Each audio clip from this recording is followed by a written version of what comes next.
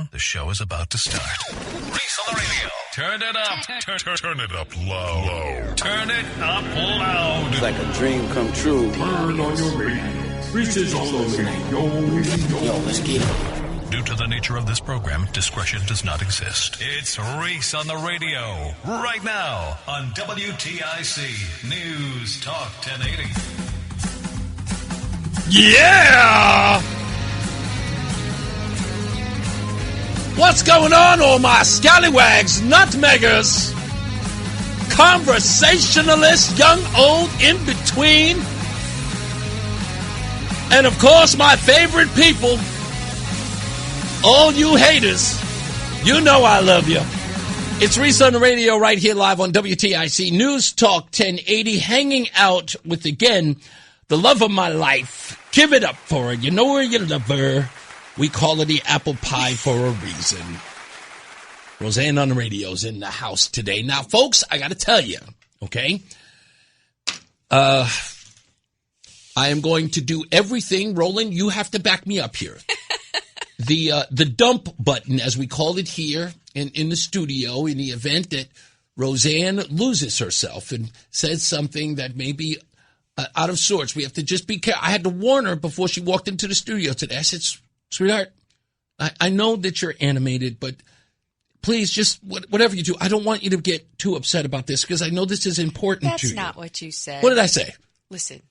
I know you're going to get it. I know you're angry, but I need you to try to control yourself. Listen, I don't want to have to, you go off on a tangent and then you might use some inappropriate words. Yeah. I used words twice that I was told after the fact may not be appropriate. However, 4 times Roland said. 2, 4, 6, 8, whatever. Listen, I don't think I've been dumped yet. And no. I haven't said anything that actually crosses the line. Was it inappropriate? You put a toe over it, too. It's a toe. Now, let me explain to you why I'm saying this, okay? And I have to give you every breakdown of this, okay? So, in the middle of my interview with Luke Bronin, former mayor of Hartford, Ruddy, as I call him, James Ratowski, Hartford Police Union Chief, texted to Rozan and said, what is it? Hey, are you watching this? Hey, how do you feel about this? Yeah. So, she didn't know what he meant, and then she tuned into the show on the second half of my interview. The part of the interview in which Luke Bronin came back to the studio after leaving it. Yeah, I didn't know he left. She had no idea he was on, and she didn't hear the first part until I got home last night. And I was cutting up the piece, which is now going viral. Thank you all, by the way, for liking it and sharing it as I requested. Please get it out there. It's important that the things we do here get to the masses. That's how we change things. You hear these people in their own voices.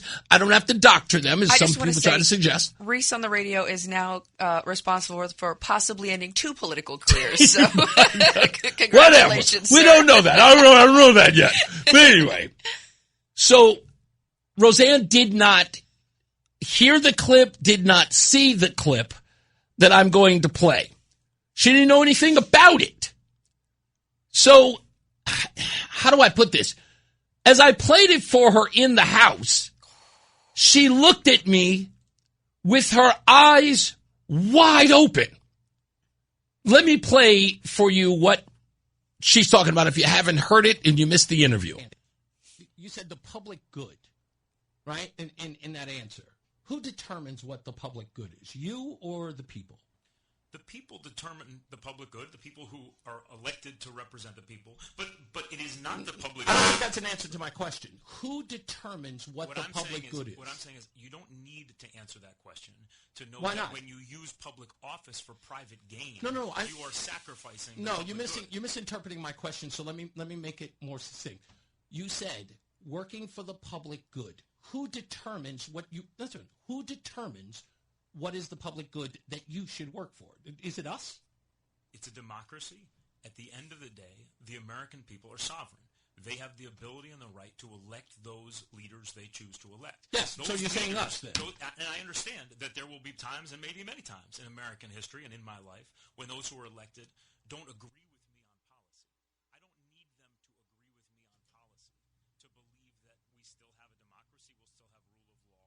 It's okay for me if people disagree with me. What's not okay is for people to use their positions of public power for private gain. Look, it's not okay for you to disagree with the people who've elected you to serve them.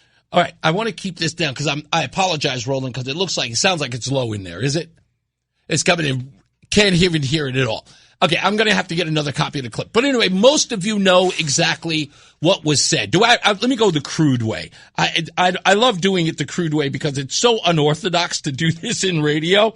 But I love doing it because it sort of it goes back to the old days when we had to do a very, I'd say, rudimentary thing in what's happening. Here it is. Who determines what is the public good that you should work for?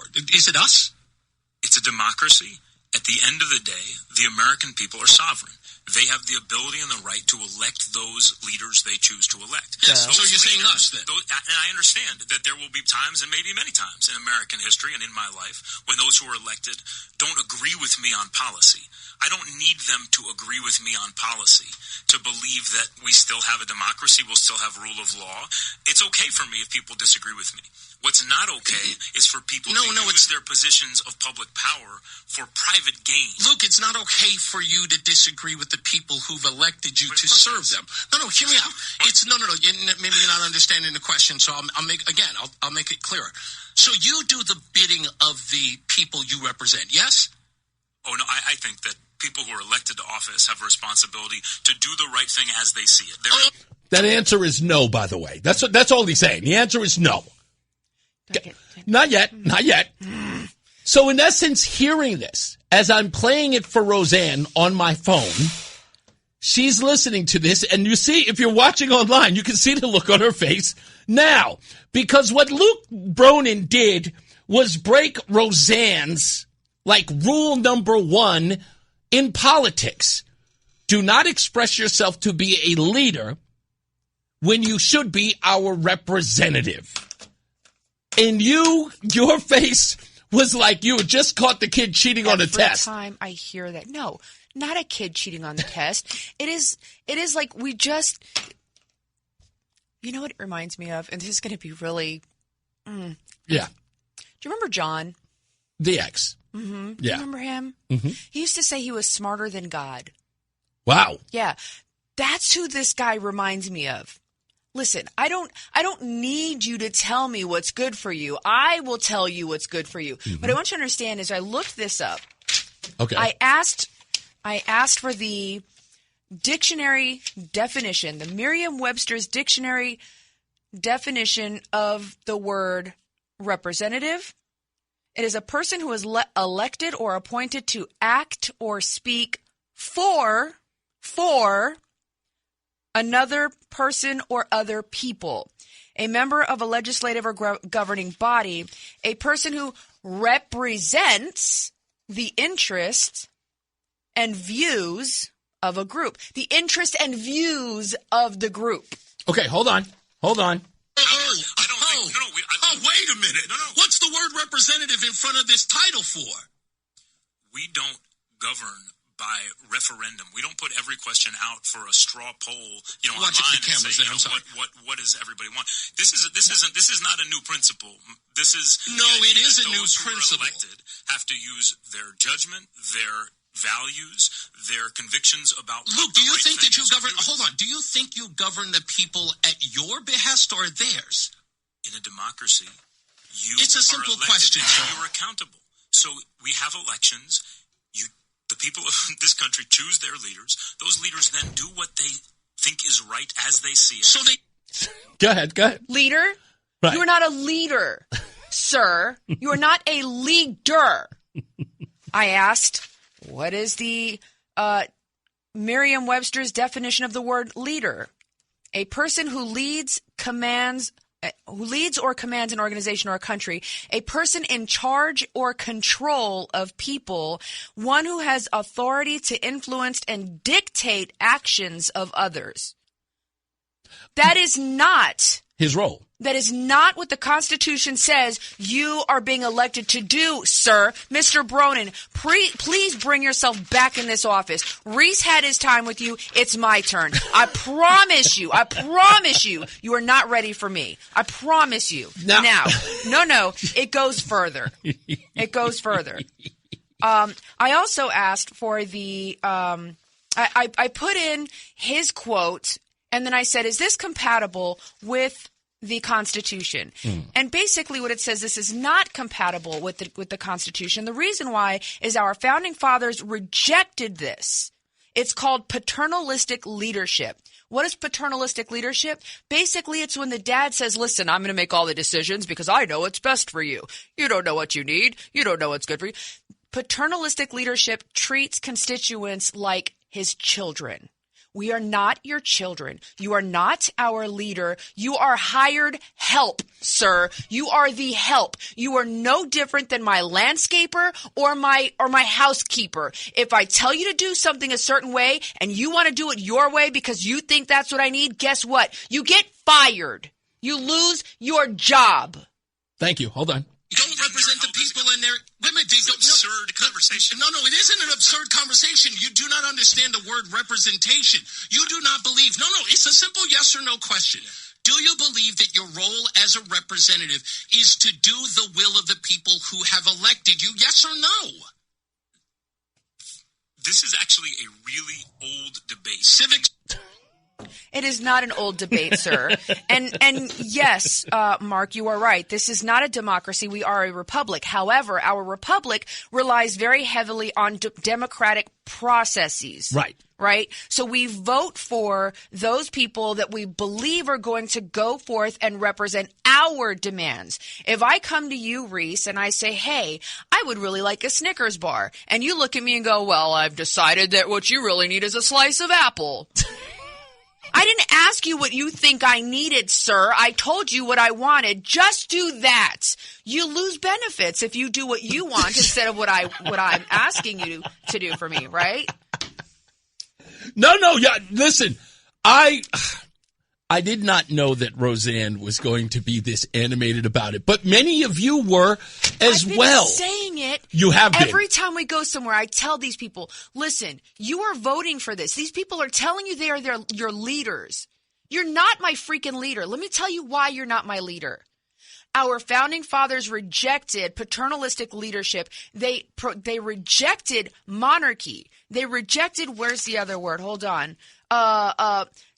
Tyranny, right? Mm-hmm. The reason why we have democratic processes in place in our republic is to ensure that you, as the representative, are held accountable by the people who appointed you to do the job that we've asked you to do. When you behave in a paternalistic leadership way, you remove accountability, you remove responsibility from the people. You basically tell us that we are nothing. What are you becoming, sir? You're attempting to become a king. I'm sorry, Mr. Bronin. Doesn't your party say no kings? No kings? What is it you're trying to tell us you are? You're our king? Huh? Is that what you are? Because if that's what you think, I need somebody else to run. I don't give a crap. Put a 13-year-old in place because this person clearly has no idea what it is that he's supposed to be doing as a representative of the people of Connecticut. The part that bothers me the most about this, and what everyone's catching on about his interview, that in the process of telling me he is not representing the interest of the people he wishes to represent, he is arguing that Donald Trump is behaving like a king while he's making the argument that he makes ultimate decisions for his constituents. But then we go one step further, which everyone caught on, and it was absolutely brilliant the way that he sort of walked right into it. And that was in talking about people making decisions that was against the will of the people, he starts bringing up Franklin Delano Roosevelt. Right? He's talking about, if people really knew what it meant to go into war. Yeah, like Franklin Delano Roosevelt worked against the people to go into war, which would then beg the question, what's the big debate happening now as it pertains to Iran? right? You can look back with 20/20 vision on Franklin Delano Roosevelt's decision to join World War II.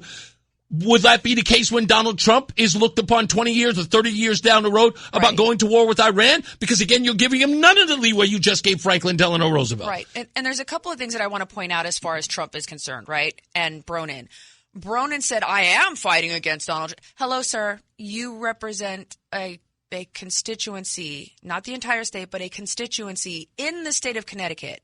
If you're so busy focusing on Donald Trump, you're not focusing on us. Yeah, now I want to get into that. That's number one. But the other thing is that if you literally said, I don't need people to agree with me on my policy for me to lead. Yes, you do. Hold on. That's what he said. I don't need them to agree with me. Then what is your problem with Donald Trump? Yeah. Fair. He's doing things for your betterment. He's deporting illegal immigrants. Yeah. You don't like it, but you know what? It's for your own safety. Maybe it is, right? Where's the problem, honey? That's called hypocrisy. You should look that one up in the dictionary, Mr. Bronin. I think it's more selective on his part. But there's a good point that I want to make about this in the minute that we have before the break. This wasn't supposed to go this way. I was spending 3, maybe 4 days deciding on how this interview with Luke Bronin was going to go. I did not want to come at him hot. I wanted to make him comfortable, and we could get to the questions that he had. The last minute before I did the show, I was putting it under his chyron where I was putting his website. I went to go look for his website, and I looked on his website, and I said, hey, let me see if there's something here I might be able to use for the show, maybe a video or something. And I found his mission statement and that claim about working for the good, the better good of the people. It led me to say, who determines what's best for the people? Right. And I was hoping he was saying, well, the people would decide, in which my next question or follow-up would have been, have the people of your district told you that they wished for you to fight Donald Trump and not serve their interests? That was going to be the next question. Right. But when he said, I don't need them, I was just like, and it just went into another rump. So no matter how I tried, it didn't go in the direction I wanted to. It wasn't supposed to be that conversation. We were supposed to spend more time on immigration than anything because I wanted to get into the ICE thing. But this has taken off like a rocket. And who decides what's best for the masses, right? What's good for Rozan isn't good for Reese. Indeed. But this guy's treating these people like he's treating the people of his constituency, his potential constituencies, treating them like one block, like a concrete block that he gets to chisel. Yeah. We got to take a break. I'll come back. More on this when we return, because I want to play another bit of this piece when we get back. It's Reese on the radio.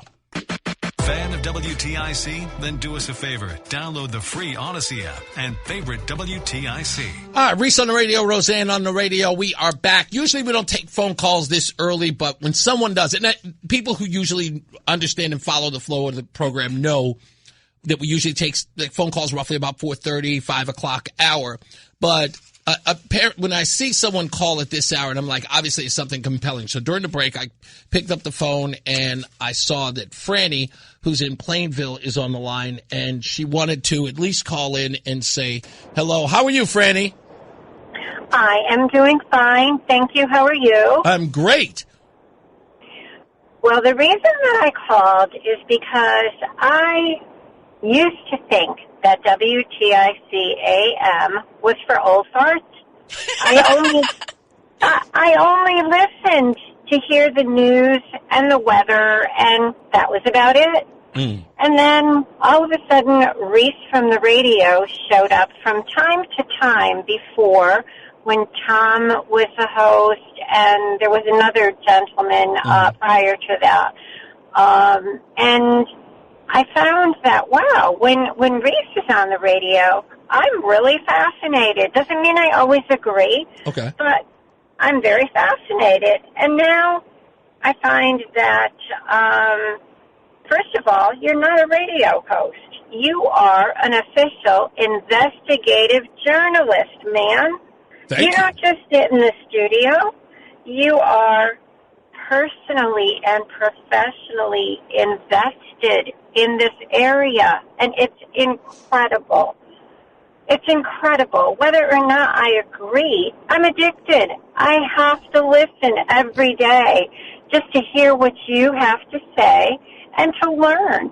just to learn more about what other people are saying, what's going on out there, and to hear it from a totally different perspective.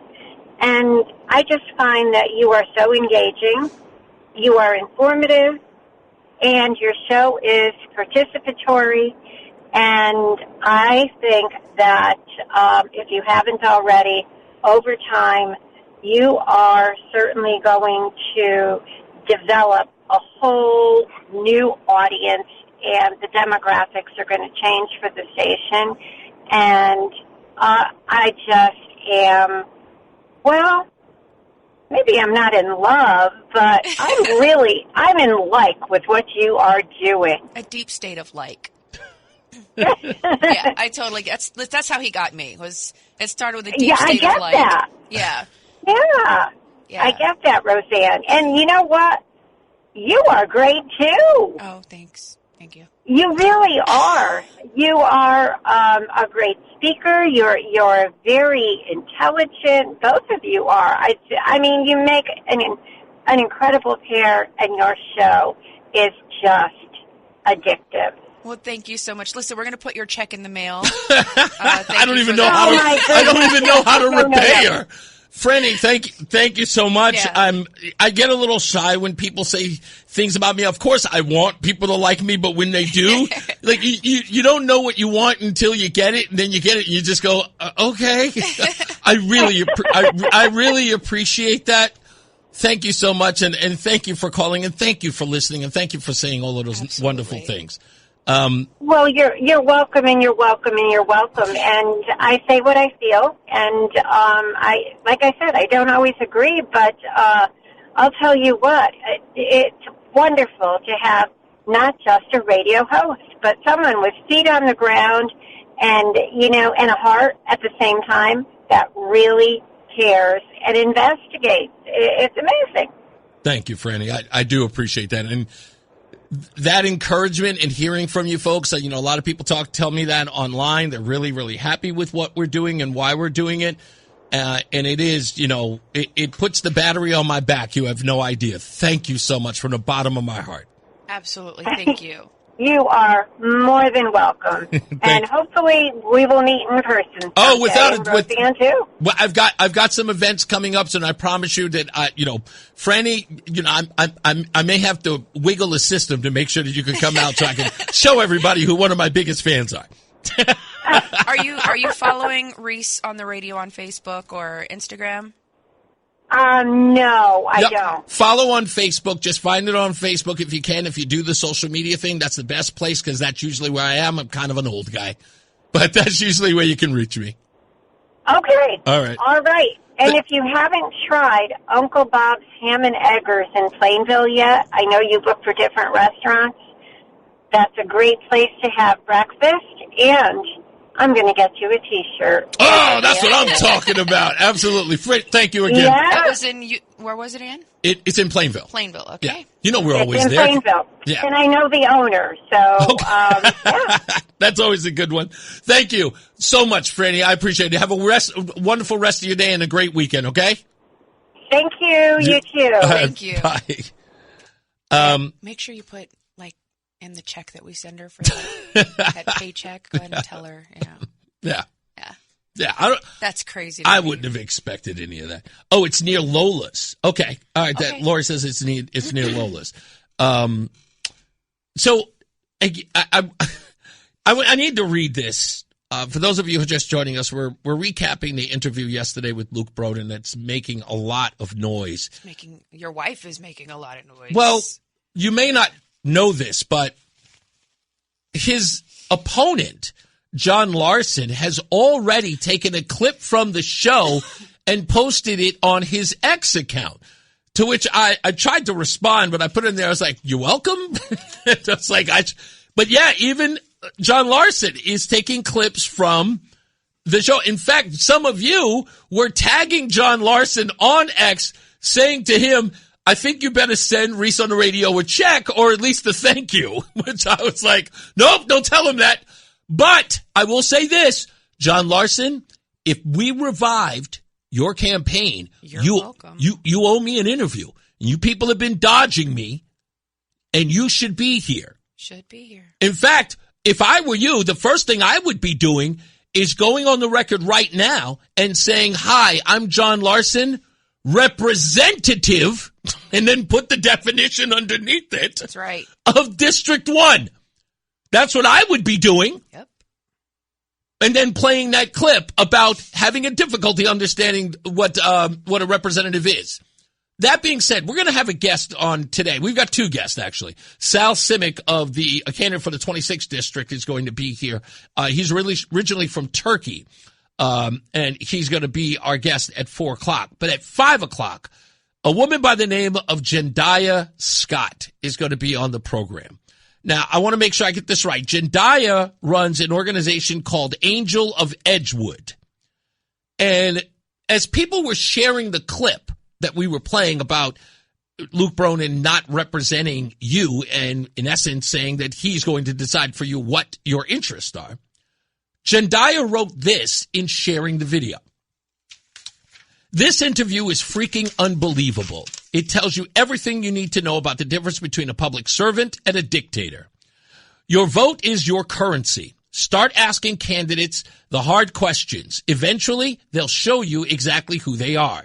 Stop voting for people because they promise you jobs, access to the elite, take selfies with you, show up at cookouts, or slick campaign tactics. They need to earn your vote. Work for the people, not the rich, and earn the privilege to remaining in office. If someone failed the city they were elected to serve while hiding behind an inflated, exaggerated resume and accomplishment, why would we hand them another opportunity? If you can get a billionaire to back your campaign and support political ambitions, why weren't those same resources and relationships used to attract investment, improve public education, build more housing, address homelessness, create jobs, and strengthen the local economy for the people who actually live here, pay taxes, and believed in you? Public office is about results, not image. Stop rewarding these broken promises that have been on repeat over the past several decades and start demanding performance. Quit confusing being popular with being effective. If all they know how to do is say campaign, don't be surprised when nothing gets accomplished after Election Day. At this point, some of y'all aren't voting. You're renewing subscriptions. Yep. She then writes, thank you, Reese, for asking the right questions, or asking the questions. And she posts the video. Now, the thing that blew my mind was that I didn't know who this woman was. She just posted it, but she is very active in the city of Hartford. She is an African-American woman, and she has a lot of influence in that community, amongst the black community. And people started writing things like this. What's this other one? This is the question I want every candidate to answer every time because, phew, Luke arguably lost the race with this one. Bruh, folks are exhausted with this. I know what's best for the people, shenanigans. One woman went so far as to say, oh, here it is. Oh, wow, I ain't gonna lie. I've been bamboozled for years, thinking he was for the people. But damn, Luke, you got me effed up on this one. These are people in the community that he served. And he told them in that video that when he was leading Hartford, and I interjected, you mean representing them. He just went on because he doesn't believe he does. Jendayi is going to be here on the program at 5 o'clock.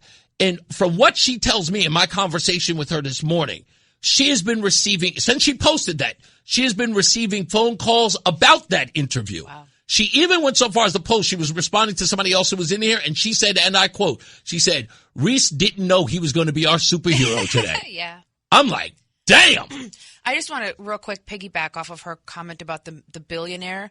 I did look into his finance campaign, and the billionaires, the companies, I want to call them dark companies because maybe they're not illegal, but their shenanigans, the things that they are doing are ridiculous. He has We got to go to a break. Okay. Yeah. We got to go to a break, but I'm giving you an opportunity to fill that up. And I got Salisbury Joe hot to trot right on line one when we return. Stand by. More news, more views, more on this topic before we move on. It's Reese on the radio. It's Reese on the radio on News Talk 1080 WTIC. All right, we're back. We got plenty of stuff to get into today. I think that the Democrats are running around bragging about the F ratings that Republicans are getting. It's got to be the funniest post I've seen in a while. Democrats, stop posting while I'm alive. Seriously, with all due respect, because you let me see it. I don't know how it gets in my algorithm, but boy, am I going to tear you up with this one. You are going to love this segment when I do it. And I got to take a good shot at my man, Duffman. Oh, darn it. I got to get that right. Rozan, you were saying something about the billionaire class, which again is very important to this conversation about Luke Bronin, because he is railing against Donald Trump and his billionaire friends. And Bitcoin. Right. If you can, in about 2.5 minutes. Sure. Give me a couple of the people that, although Bronin is screaming and hollering about Trump and his minions, if you will, Luke Bronin seems to have the same amount of minions doing the same thing that he was arguing. In fact, there was something about Bitcoin as well. Yes. If you go to my personal Facebook page, you will see I posted on there a company called Monolith Energy. Mm-hmm. What they say they do is a lot of fancy words. I had to put it in Grok because I'm like, what does this actually mean? Literally what they do is that they take what they call wasted energy and use it to create computer functions that go mine Bitcoin. Right. And if you remember my interview yesterday, Luke Bronin made much to do about Donald Trump and his Bitcoin and how much money he's made off of it, while Luke Bronin is indeed aligned with a company that pretty much does the same thing. Right. I didn't hear that part. Yeah. However, so what this company does is they take renewable energy that is going to be unused. Basically, the reason they're pushing for green energy so hard is because they make so much of it, whatever is unused, they can now take that and use it to run their computer systems to mine Bitcoin, which is freaking fantastic. The name of that company, again, is Monolith Energy. They are out of the West Coast, Bend, in Washington State. Yeah. Their CEO, owner, I think he is, gave to Luke Bronin's campaign twice. I posted on there the link to the FCC, the contributions page. You can see it's 30. It's the SEC, by the way. It says FCC. Oh, is it FCC? Oh, okay. Yeah. Oh, no. I thought you were talking about the contribution part. No, FCC. Okay. So this is the itemized line by line, everybody that's given money to his campaign. ActBlue has given so much freaking money. One of the groups that he receives money from is Mr. and Mrs. Mandel, Stephen and Susan Mandel. They are hedge fund people. They are worth. Look at that. Upwards, they're more than $1 billion. There's no clear record on how much they are worth. They have contributed $14,000 directly to Bronin, plus they contribute to ActBlue, and then ActBlue turns around and gives that to Bronin as well. I presume. So he's raised almost $2.4 million for his campaign just on donations alone. His donations are coming from Massachusetts, from New York, Washington State, Florida, California, and here in Connecticut. So that's very interesting. I also went through and I made a list of interesting names of people that are giving him money. W-A-L-I,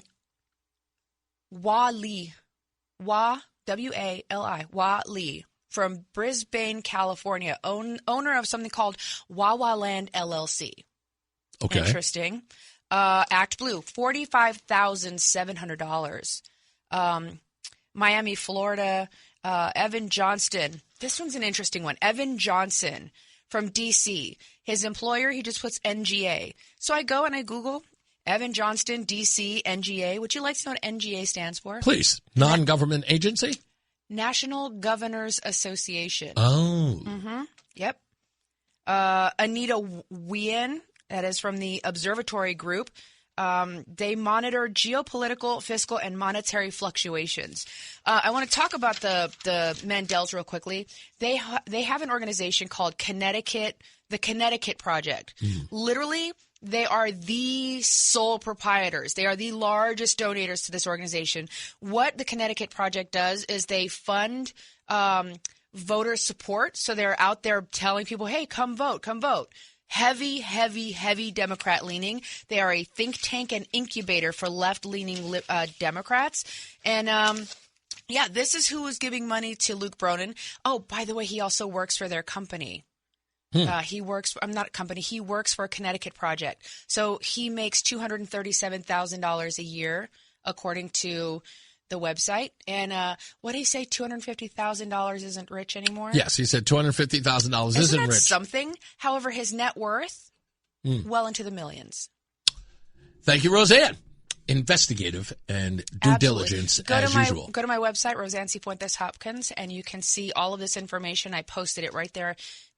Go ham. Take a look at where this person's getting their money and what he says he's going to do for you. He's going after millionaires and paying their fair share, but he is funded by them. He is one of them. He's a GD liar. It's Larson in new clothes. That's it.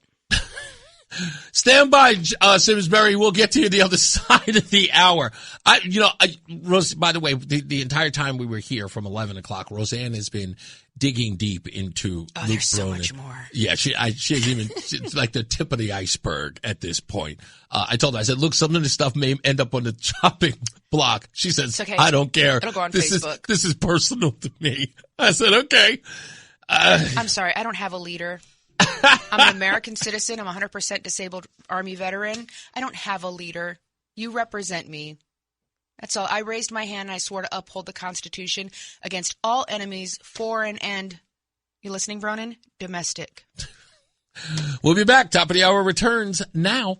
Reese on the radio, making sense of the news. Yeah, even when it makes no sense at all. Now on WTIC, News Talk 1080. I got to get this screen back up.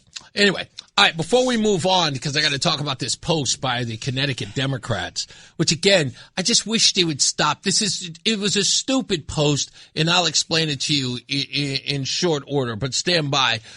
Simsbury Joe is on the line. What's going on, big guy? Twice in a row. I must have really, really baked your straw today. Yeah, sometimes my work schedule allows for that. So I think I figured out why Luke Bronin has this authoritarian bent about him and doesn't understand the word representative. I think he was the guy in the Obama debate when he was a lot younger that said, can you please treat us like your children? And then he grew up and he married someone by the name of Sarah Bronin. Okay. And we shouldn't lose sight of who Sarah Bronin is. Sarah Bronin was one of the heads, I don't want to say she was the head, she was definitely one of the heads, of Desegregate Connecticut, which has now changed their name because people started to figure out what they were all about. And what Desegregate Connecticut did was they basically steamrolled people in the state with the affordable housing aspect bill of 830G that Lamont signed after he lied about it. Right. And now Simsbury were in a huge battle, and Glastonbury and other towns as well. So basically, because they couldn't convince people as part of that, and he's a big supporter of that this is the best thing for people in the towns to take away your local power. Yeah. We're just going to be, the lack of leadership is going to be, we're going to steamroll you because this is what's good for you. So I found it very consistent with what his wife has done and what he's been supportive of when he talked about this. Well, this is what I was just going to say, this is what I said in my opening monologue yesterday, and you can almost suggest that I had the foresight, the tyranny of the good, right? Because that's what Luke Bronin is talking about. It's like, I'm going there to tell everyone else what's best for them, which in essence, his ex-wife was doing the exact thing. We're going to have to desegregate Connecticut, whether you like it or not. And we're going to make that decision for you. You are not going to have the ability to tell us no, because we're going to steamroll you. We know what's better.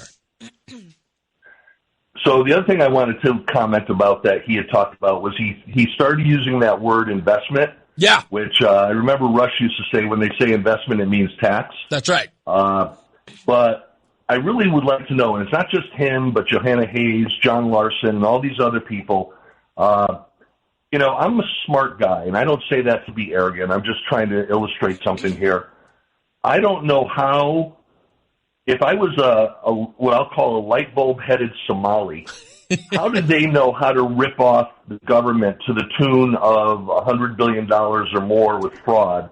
Yet Joe from Simsbury would have no clue as to how to do that. And the reason they know is because they are the money launderers for the Democrat Party. So when Luke Bronin talks about Donald Trump and corruption, you mean to tell me that these people who came from Somalia knew how to generate billions of dollars on their own? Yeah. And no one knew it? Well, basically, the Democrats allowed them to do it, encouraged them to do it, taught them how to do it, so that way the money can get funneled back to Democrat causes. Exactly, which we... So don't insult us, Luke. Yeah, like we, in essence, we saw in the Ellison tape. You know, the Keith Ellison tape, which in essence, what did those Somalis tell him on the phone? Right? That they would support him if he protected them. Yeah, so, the guy's an empty suit when he talks about, the rich and he's worth millions. I didn't know becoming mayor of Hartford would make someone, worth millions. But he made an issue with that, too. Well, allegedly it's from investments. Interesting. Funny how his investments get him money, but the investments in Hartford have only fleeced more money out of it. Funny, isn't it? Yeah. Yeah. Thank you, buddy. I appreciate you. Thanks for holding for me, man. Always. Always. So I want to get into this. I'll get into the rest of the phone calls. Bob and Tom, stand by for this because this is important. And I'll tell you over and over again, Democrats, stop it. You have to work better, harder. Smarter. Not harder. This isn't the old guard, right? The way the things used to work around here, those days are over. And as I warned you a long time ago, this is not your everyday, back in the day, conservative radio station. I know you want to believe that. You're under this impression, just Republicans listen to him. Yeah. You obviously didn't know I had a strategy here. That isn't the case. A lot of people are listening. One, because I don't alienate them. Now, I can rag on the ones who are the people who need to be ragged on, but they know that I speak to them and they know that I am considerate of them. Again, I believe that all of them should prosper, even those who don't agree with me on an ideological level. I want them to prosper, and that's important to them. Because whatever they believe in, I think they should have all the money in the world so they can finance those things. Even if they want to give it all away. I'd rather they have more of it than less of it. So they can actually pay for the things that they want themselves, instead of forcing the rest of us to pay for it. See, there's always a plan. So when I see these Democrats acting like, it's the old days, before 2022 when I got here, thinking that you were going to come in here and do the same old silly tactics, that I wasn't going to let the world know how silly you are. Try this on for size, folks. Teachers Union hands out F grades to Connecticut Republicans for not kissing the ring. But the real failure is, of course, the one-party education monopoly. So Connecticut Senate Democrats put up a picture from the Connecticut Education Association and the 2026 legislator report card that slaps mostly failing grades on Republican senators here in the state. What is it, like 3 of them? No, there's a lot.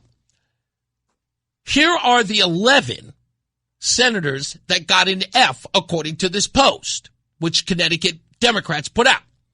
Rob Sampson got a 45.5% an F. Ryan Fazio, 47.5. Eric Berthel, 48.5. Heather Summers did better than most, 49.5. Henry Martin got 51%. Tony Huang got 54%. Stephen Harding got a 6. Paul Ciccarella got 61.5. Jeff Gordon, 66.6. Jason Perillo got 67.4. And John Kissel, who got 82.8. He is the clear outlier in all of this. Right. What did Aaron get? That's not nice. She was a former mayor. She's not a senator. This is just all senators. My bad. I thought it was all Republicans. No, just Republican senators. Sorry, my Anyway. bad. So I'm looking at this and they're saying, the Republicans, 10 out of 11 have got a failing grade. from the Connecticut Education Association. The teachers union. They're all one and the same. And I kept thinking to myself, Ryan Fazio, Henry Martin, Heather Summers, should they feel bad that they're posting this nonsense, that the Education Association, any one of them would give them a failing grade? I mean, I know these people, don't you? That's like being mad. Like, that's being concerned that the cashier at the gas station gave me a bad grade. Yeah, exactly. What do I care? Yeah, I mean, it doesn't make any sense, because I want to know whether or not, Duffman, Duffman, that's who he is. Bob Duff, if he really, he's posting this, he's responsible. I want to know whether or not he really believes that this carries any weight. Because, I mean, I know the teachers union. Don't you, Rozan? That's the teachers union that sounds like this.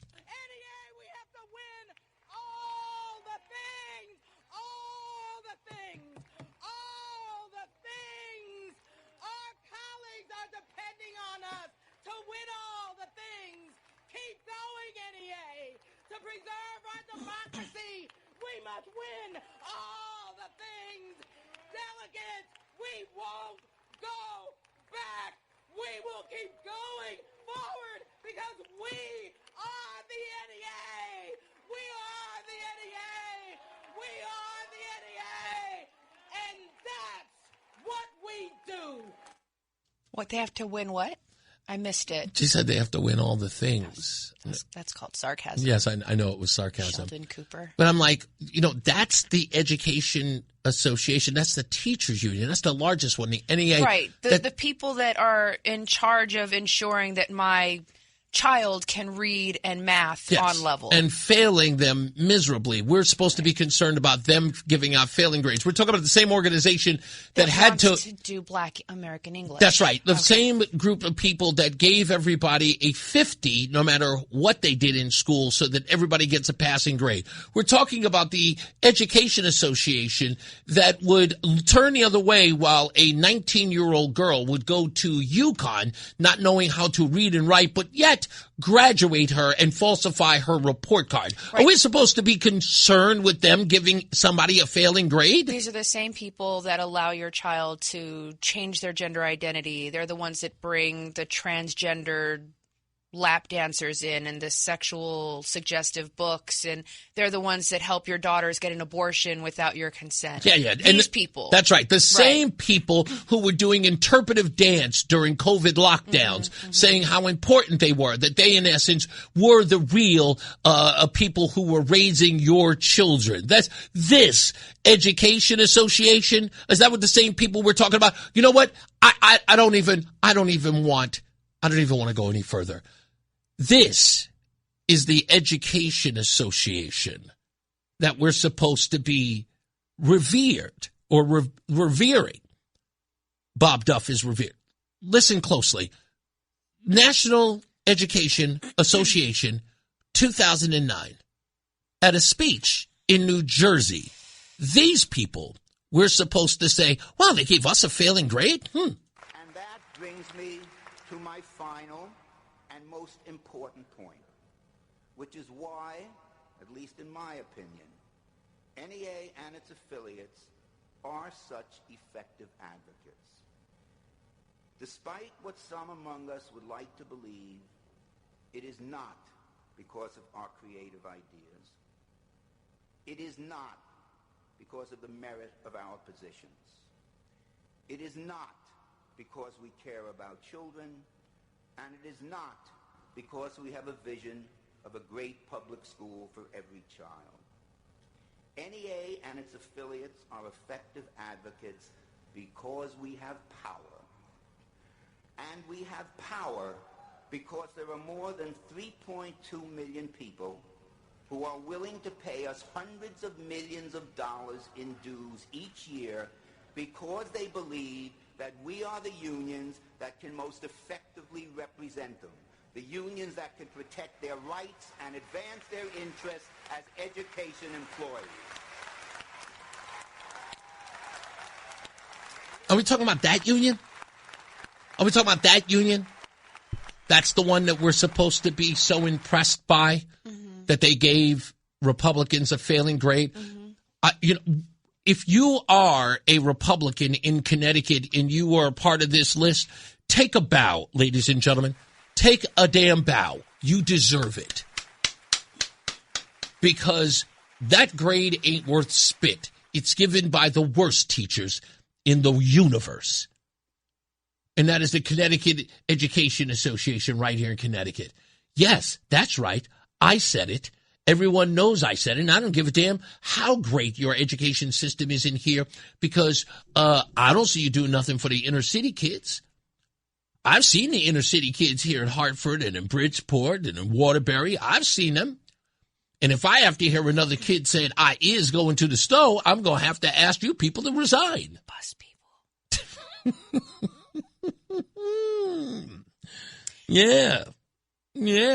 That's all I'm saying. Please don't try to post some nonsense. Like you thought this was something to brag. I couldn't believe they posted it. It's kind of like walking down the street and a homeless person reeking of urine calls you a bum. That's almost exactly what happened. Yeah.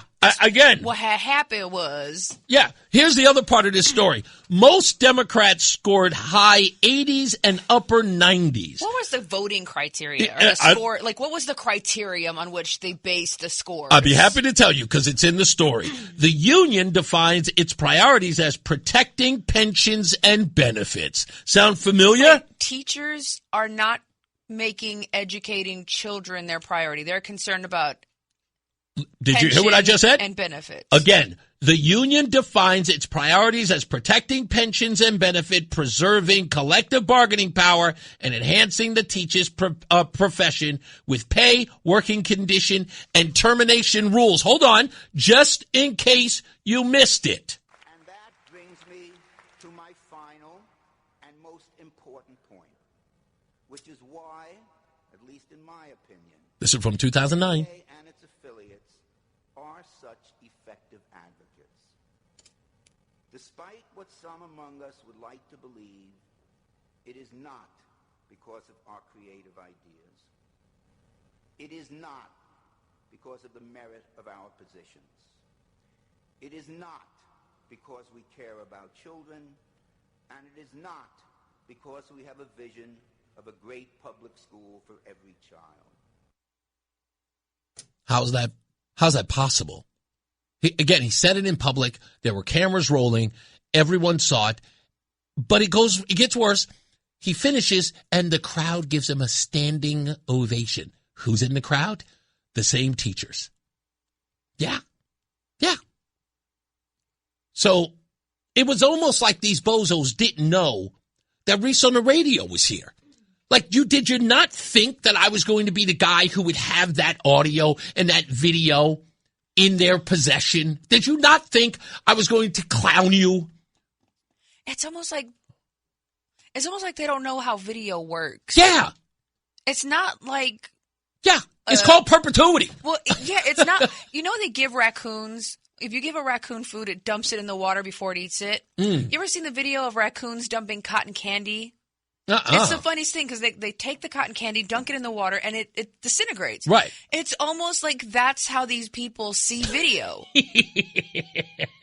That's actually kind of weird. They're raccoons dumping their cotton candy in the water, and they're like, oh, it disappeared. We's good now. Yeah.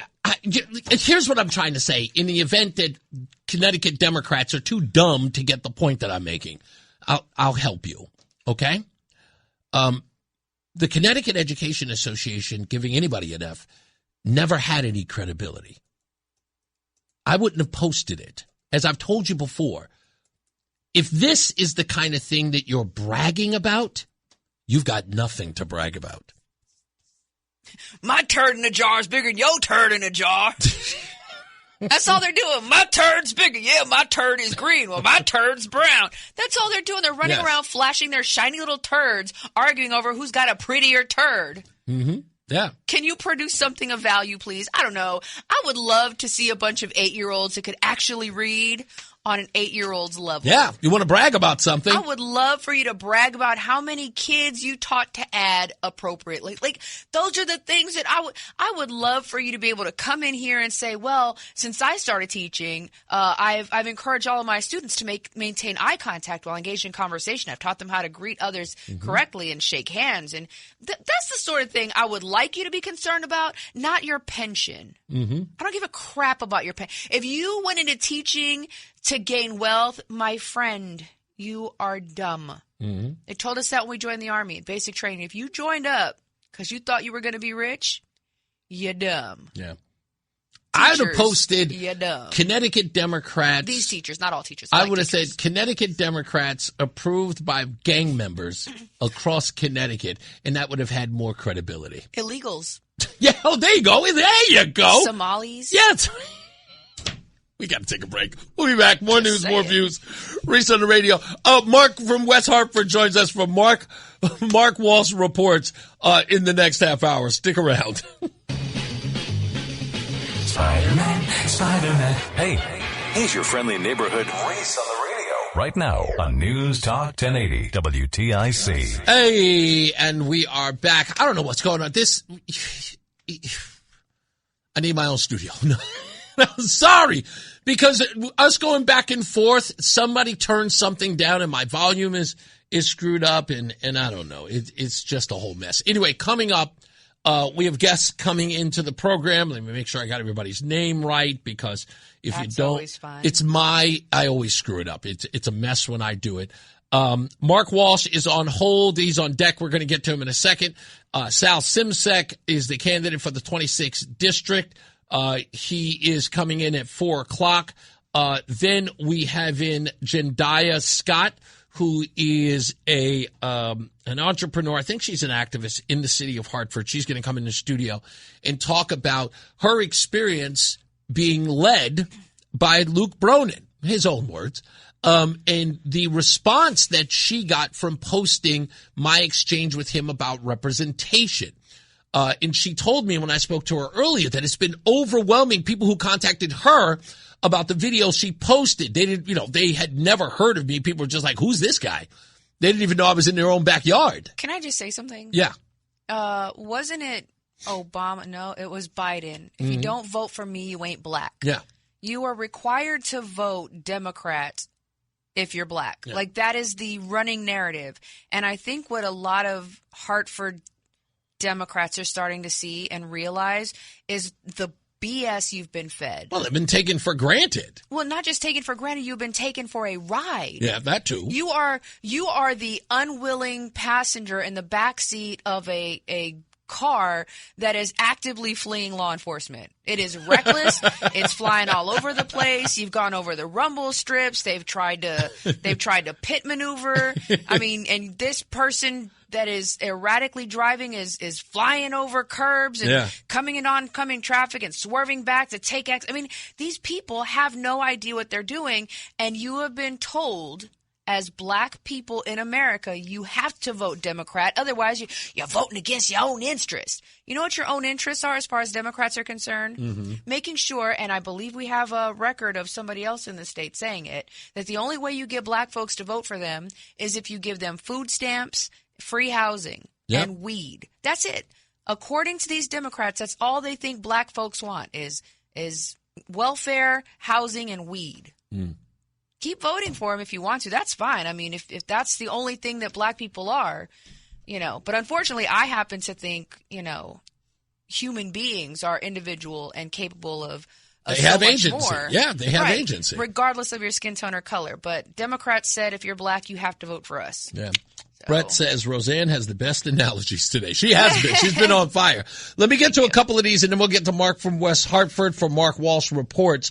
Let's go to Tom in Thomaston real quick. How you doing, buddy? Yeah, Rozan, you're on fire today. Your analogies are spot on. Thank you. Congratulations, Reese. Another knockout. You are still the undisputed heavyweight champion of the WTIC Radio Rumble. Congratulations!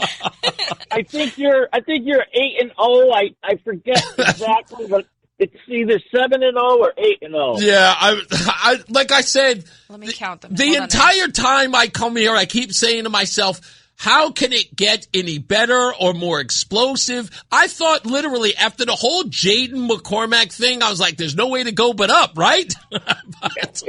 I'm like, and then we get this, and I'm going, I really thought it was just going to be a fundamental, rudimentary conversation with Luke Bronin, getting to know one another. Of course, he'll be a little, apprehensive about, whether or not I was going to go after him. I tried not to.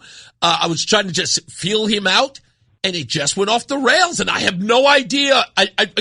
I'm walking through the studio today, and I was talking to my boss, Janine, and I said to her, I played her the audio that I posted on X, and her jaw dropped. She just went, Tom, he really said that? Like, she kept repeating that. He really said that? And I'm like, I'm playing the audio, and she's like, I can't believe he said that. Yeah, it was something. Hey, one quick comment on, I saw a commercial for Josh Elliott last night. Yeah. I'd heard of him. I know he's super woke, liberal. I'd never seen a picture of him. Am I mistaken, or does he look like a skinny Graham Plattner with not as good a beard? Hold on, I got to look up Josh Elliott, too. Yeah, you're saying if you shave Graham Plattner, he looks like Josh Elliott. Well, Josh Elliott had a little scruffy beard, but nothing.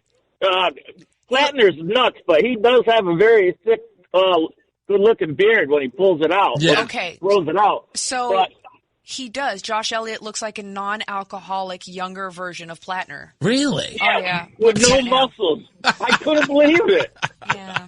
I don't know. I got to see what picture. We may have to get like a side-by-side comparison when we turn it. Wait a minute, you're going to turn it around? I have to look at it myself.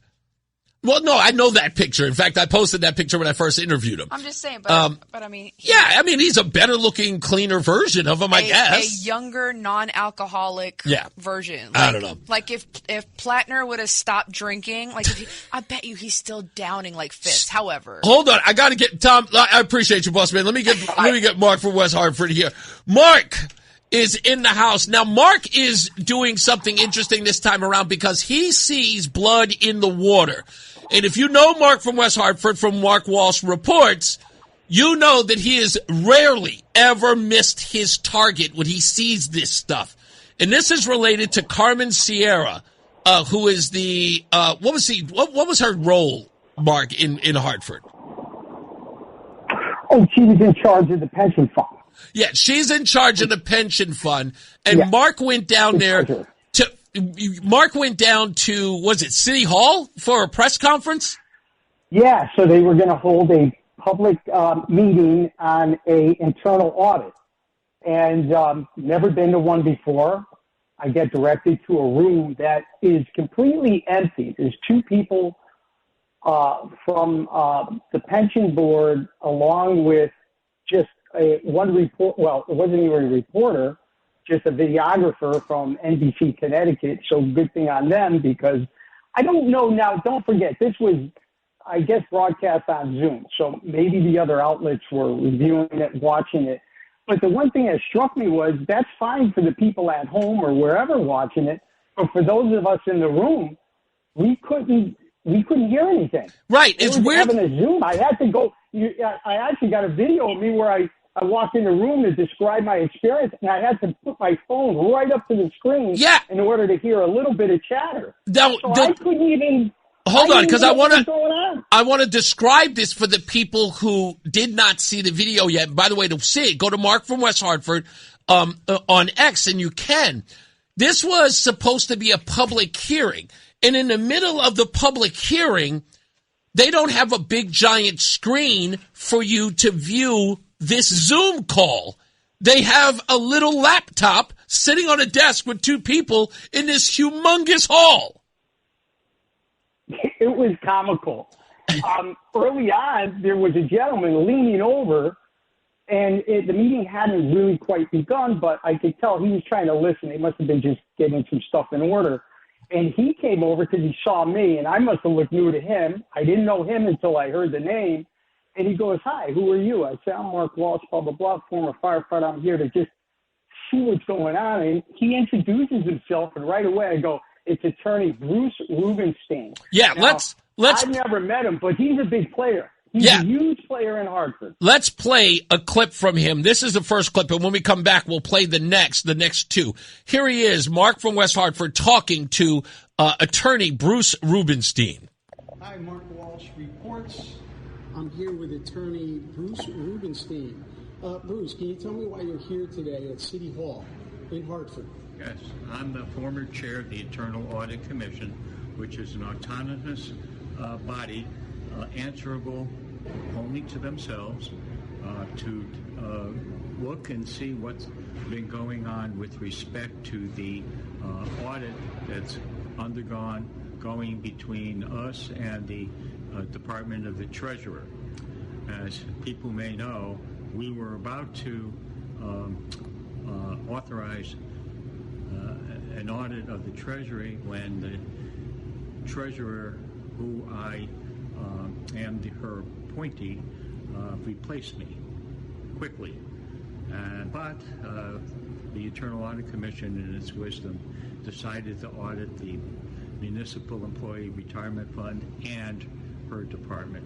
And the fact that she left makes no difference. We're still going to perform the audit because the citizens and the officials and the unions have a right to know what happened to the money in the MRF and in the department from her appointment of 1/1/24 to the present. So what this is suggesting is that there was an audit that was they were supposed to be stopped, but Bruce Rubenstein is saying that it is still happening. But he had more to say. We got to take a break when we come back. Mark, stay on hold. We're going to get back to it, the other parts of this that are very important to this story, because he makes a claim here that people were responding to but not reporting in this case. So stand by for that. Mark Walsh from Mark Walsh Reports, and of course Mark from West Hartford is on hold. We're going to come back with him when we return. Stand by. It's Reese on the radio. It's Reese on the radio on News Talk 1080 WTIC. Okay. I need to get to this second part that's on it, but Mark's on the line. We may not be able to get to all of this. There he is, Mark. Now, so the investigation, Bruce Rubenstein, that you got to interview in here is saying that when he arrived, or when the police arrived to escort Carmen Sierra out of the building, he suggests that there was a shredding of documents. Let me see if we can play this real quick. Let me ask you a question. There's a lot of assumptions going on why she re-entered the office and didn't know the policy. Is it possible she held that position for 14 years and had no idea what the policy was for somebody who was terminated or resigned? Usually it's kind of department to department do things a little different, but I would imagine that department is very important. Should there have been a policy in place for re-entering the building once you leave the position? First of all, she wasn't there 14 years as the treasurer. She was there a little early when Adam Cloud left, was elected in her own right on November of 2023 and took office 1/1/24. She's well knowledgeable in that fact that there was a policy and procedures regarding an exit strategy. And of course she had the wherewithal to contact HR to explain to them that she was leaving and could have left in a much better way. The fact that she came a few days later unannounced is suspicious, and word has it, and there'll be a police report on it, is that there was shredding going on and papers in her person and shredding. So, Mark, he's suggesting that even though Sierra came out through her attorney saying that there was no shredding that she was doing, she seemed to be getting ahead of reports that she was doing that. Rubenstein here seems to be somewhat confirming that. Well, you're listening to, first of all, he's an attorney. Mm-hmm. Second of all, most important, and I had my timeline down, I had my timeline wrong. He was there for 12 years. Right. Do we think maybe he has some established contacts within the office and possibly got verbatim what happened? And of course, he's smart enough not to say anything because he doesn't have the police report yet. Right, but he would have to know something. As an attorney, he would know offering up that information, it being false, would there be a liability there? Yeah. So, but the one thing that stood out after the fact is I'm listening to him going, wow, see, I had it wrong. She's been around for 14 years, but not in that position. Right. So she assumed the position of treasurer 1/1 of 24. Guess when this audit is going to start? I have another interview with the two other people that were in the room. They streaming in this Zoom meeting. The audit is going to start at 1/1/24, and they're going to start in they're going to have many categories in the audit. The first one is expenditures. Ooh. So the day she takes the job off, like the day that she begins, that's the day they're beginning their audit. Of the audit. Which is interesting because I was looking at this. She was the assistant treasurer for 12 years prior to getting elected as treasurer. So they are definitely looking into her tenure from the day she began in that position. And now she takes, and think about what she did with Mark. Attorney Bruce. Go ahead. I'm sorry. Think about that timeline of Bruce Rubenstein. Exactly. She's there for 12 years. She gets rid of him. Sean Wooden, the former Connecticut treasurer, he leaves in May. She did that to him in April. Oh, it's beyond like a smoking gun. Yeah, don't worry. We're going to follow up on this with Mark. Let's get some weather and traffic in you. Let's get to Mark Christopher, who's back in the BPS Lawyers Traffic Center. Reese on the Radio, we are back, and when we return for the second half of the Reese on the Radio program, that man sitting across from me, who came all the way to this country to be a prosperous member of our society, and then after the fact decided to put his reputation, his life, his liberty on the line to run for office in the 26th district. Mr. Sal Simsek is here, so we'll talk to him and talk about his amazing story. And listen very closely. I'm going to tell you this right off the bat. If you are into accents, you are never going to forget his. Because the first moment I met him, I went, I'm a big accent guy, Sal. Yes. I'm telling you, I'm a huge accent guy.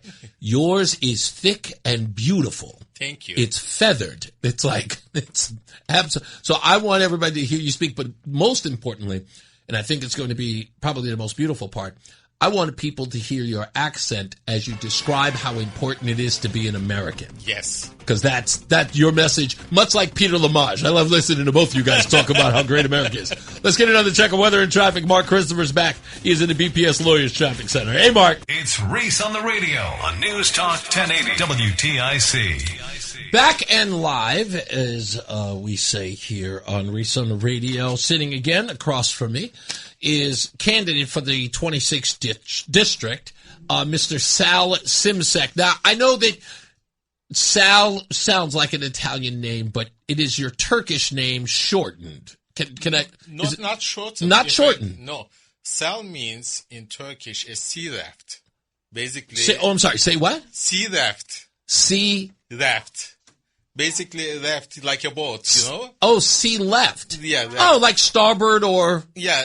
Okay. No. Sea raft. Basically, the raft. Sea raft. Yep. Oh, a sea raft. Yeah. See, your accent is killing me. I'm gonna.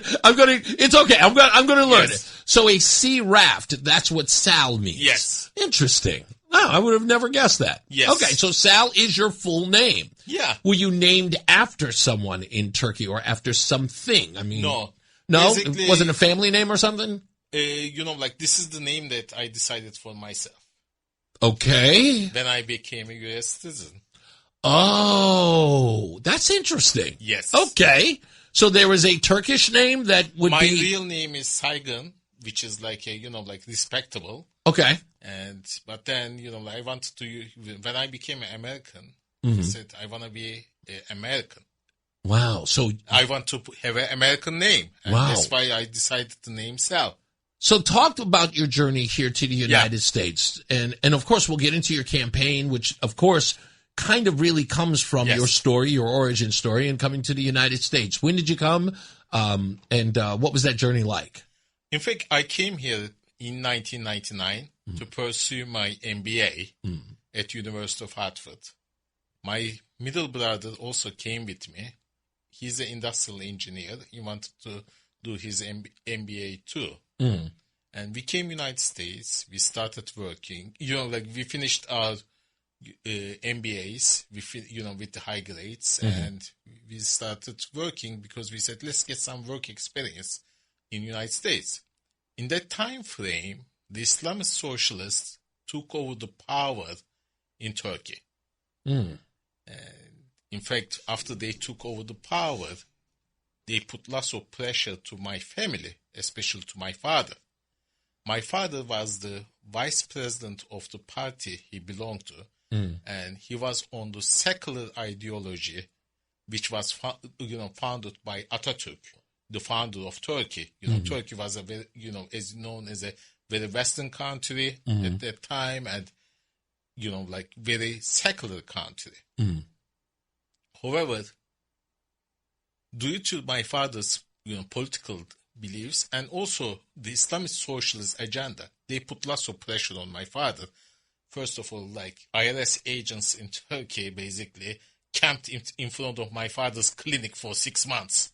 Damn. And harassed all the patients, And not only that, after that, they put so many new regulations that my father had to close his business and work for somebody else under the government socialized healthcare, basically. And they do it in a very clever way. They don't say that, hey, we fully socialize everything, government takes over. No. They say, private people, business will do it, but under our control. We set to those. They're going to set the standards on what they're allowed to pay. What they're allowed to be paid. Yes. Right? How much money they can charge. Exactly. Right. And there's a cap on everything. Yes. And it almost, in a lot of ways, and I know that you will attest to this, that your father looks at this as there becomes a level of which you are working for free, if not for pennies on the dollar, because you are subjected. You're a physician, you're a doctor, you're an obstetrician, whatever you are, someone is controlling the means of your income, the means of your production. Exactly right. And being a doctor is your education and experience and how you continuously improve yourself. And this was like a slap on the face to many doctors. Yeah. All of a sudden, I started to see lots of Turkish doctors coming to Yale University and practicing here, even on rotation programs. Hey, there's a reason. Yeah. Isn't that what the wild part is that, if I may, were some of the reasons why this sort of government control of businesses like your father, you said that they did it in a very sneaky way, sometimes even persuasive, sneaky. But were some of the reasons they suggested that this needed to be done that way was for, as they put it, the greater good? Exactly right. I know. Never ask a question. Never ask a question you don't know the answer with. Explain that to people, because so many people in this audience, as you have, and every other candidate has tried to express this to the so-called Democrat Socialists of America, that many people believe that this socialism that has failed all over the country was sort of done with an iron fist, where indeed in Turkey in 1999, which would have been right before the 21st century, was done in the same means in which they do it. It's out of kindness. It's out of goodness. Of course. Which talk a little bit about that. In fact, if you analyze Islamic socialism, it comes like a color revolution. And they promise all the good things to the people. Everything is free. You will get everything. Government will take care of you. You don't have to worry about anything. You get your basic needs met. Yes. Hey, Iranian Revolution, the same way. Saddam Hussein, the same way. Bashar Assad, the same way. Gaddafi, the same way. Everybody's, these socialists are still praising Gaddafi, Oh, yeah, I know. Yeah. if you look at it, they come into power, then guess what? They all turn into oppressive governments. Mm-hmm. Let's look at the other side. Not only Islamic socialism. Let's look at the socialism, communism in Italy, Russia, and Germany. They came with the same ideas. They created color revolution, and they all turned into oppressive governments. In fact, many people say that, Mussolini wasn't like that. No, he was a socialist. He was a registered socialist. Yes, he was. Hardcore. Yes, he was. Stalin, the same way. Hitler. His party name was a socialist party. Mm-hmm. In fact, all oppressive governments in the history comes from socialism. Because socialism is not giving good to the people. It is, in fact, make the government bigger and create new kings. The interesting part about the Hitler references is that Hitler only used socialism. Yeah. He was always fascist. Yeah. Mussolini was another one that, in essence, if you actually, I watched this video of the origin story, as I like to call it, of people like Mussolini. He started with fascism, which, again, in the purest form, what did they do? They were beating the hell out of people to threaten them into their way of life. After a while, Parliament invited that fascist regime right into Parliament and gave them power. Yeah. And as soon as they got in, what did they do? They, in essence, beat everybody to death to take over. And then it was his to run, which is, again, I look at the Democratic Socialists of America, and you watch this sort of the impetus and sort of like the infancy of this organization, and you listen to what they're talking about now or what they say in private and public in these Zoom calls that have eventually become public. It is leaked. Right. It's always leaked. Yeah. But it's always talking about the same thing. At first, it's like, we're going to give everybody everything, and it's going to be this utopia. And then behind the scenes, it's just like, we're going to destroy them. Yeah. It's like, we find out that it's just like Mussolini. Yeah. And we go like, what are you going to do with the Senate? Oh, we're going to get rid of the Senate. I'm like, how do you expect to get rid of the Senate? Are you just going to ask them to leave? No. This will be what I always call, and again, this is the tyranny of the good, because the people will have to accept the idea that we have to force these people out, because you can't just make them leave. You have to force them out. And this tyranny, you're going to have to say, look, we're going to get rid of the Senate. How do we do it? Well, we can't ask them nicely because they won't go nicely. Yeah. So we're going to have to use violence. Yes. And they want to do the same on presidency and Supreme Court. That's right. And you've experienced this. Yes. This is what happened in Turkey. And again, at the dawn of the 21st century. Yes. It happens everywhere. Let's look at Europe. In England, it is happening. France, it is happening. Germany, the same way. Basically, it is coming here. Canada is like, what is going on? Mm-hmm. Like, the current administration is like a puppet for the British crown. That's it. Yeah.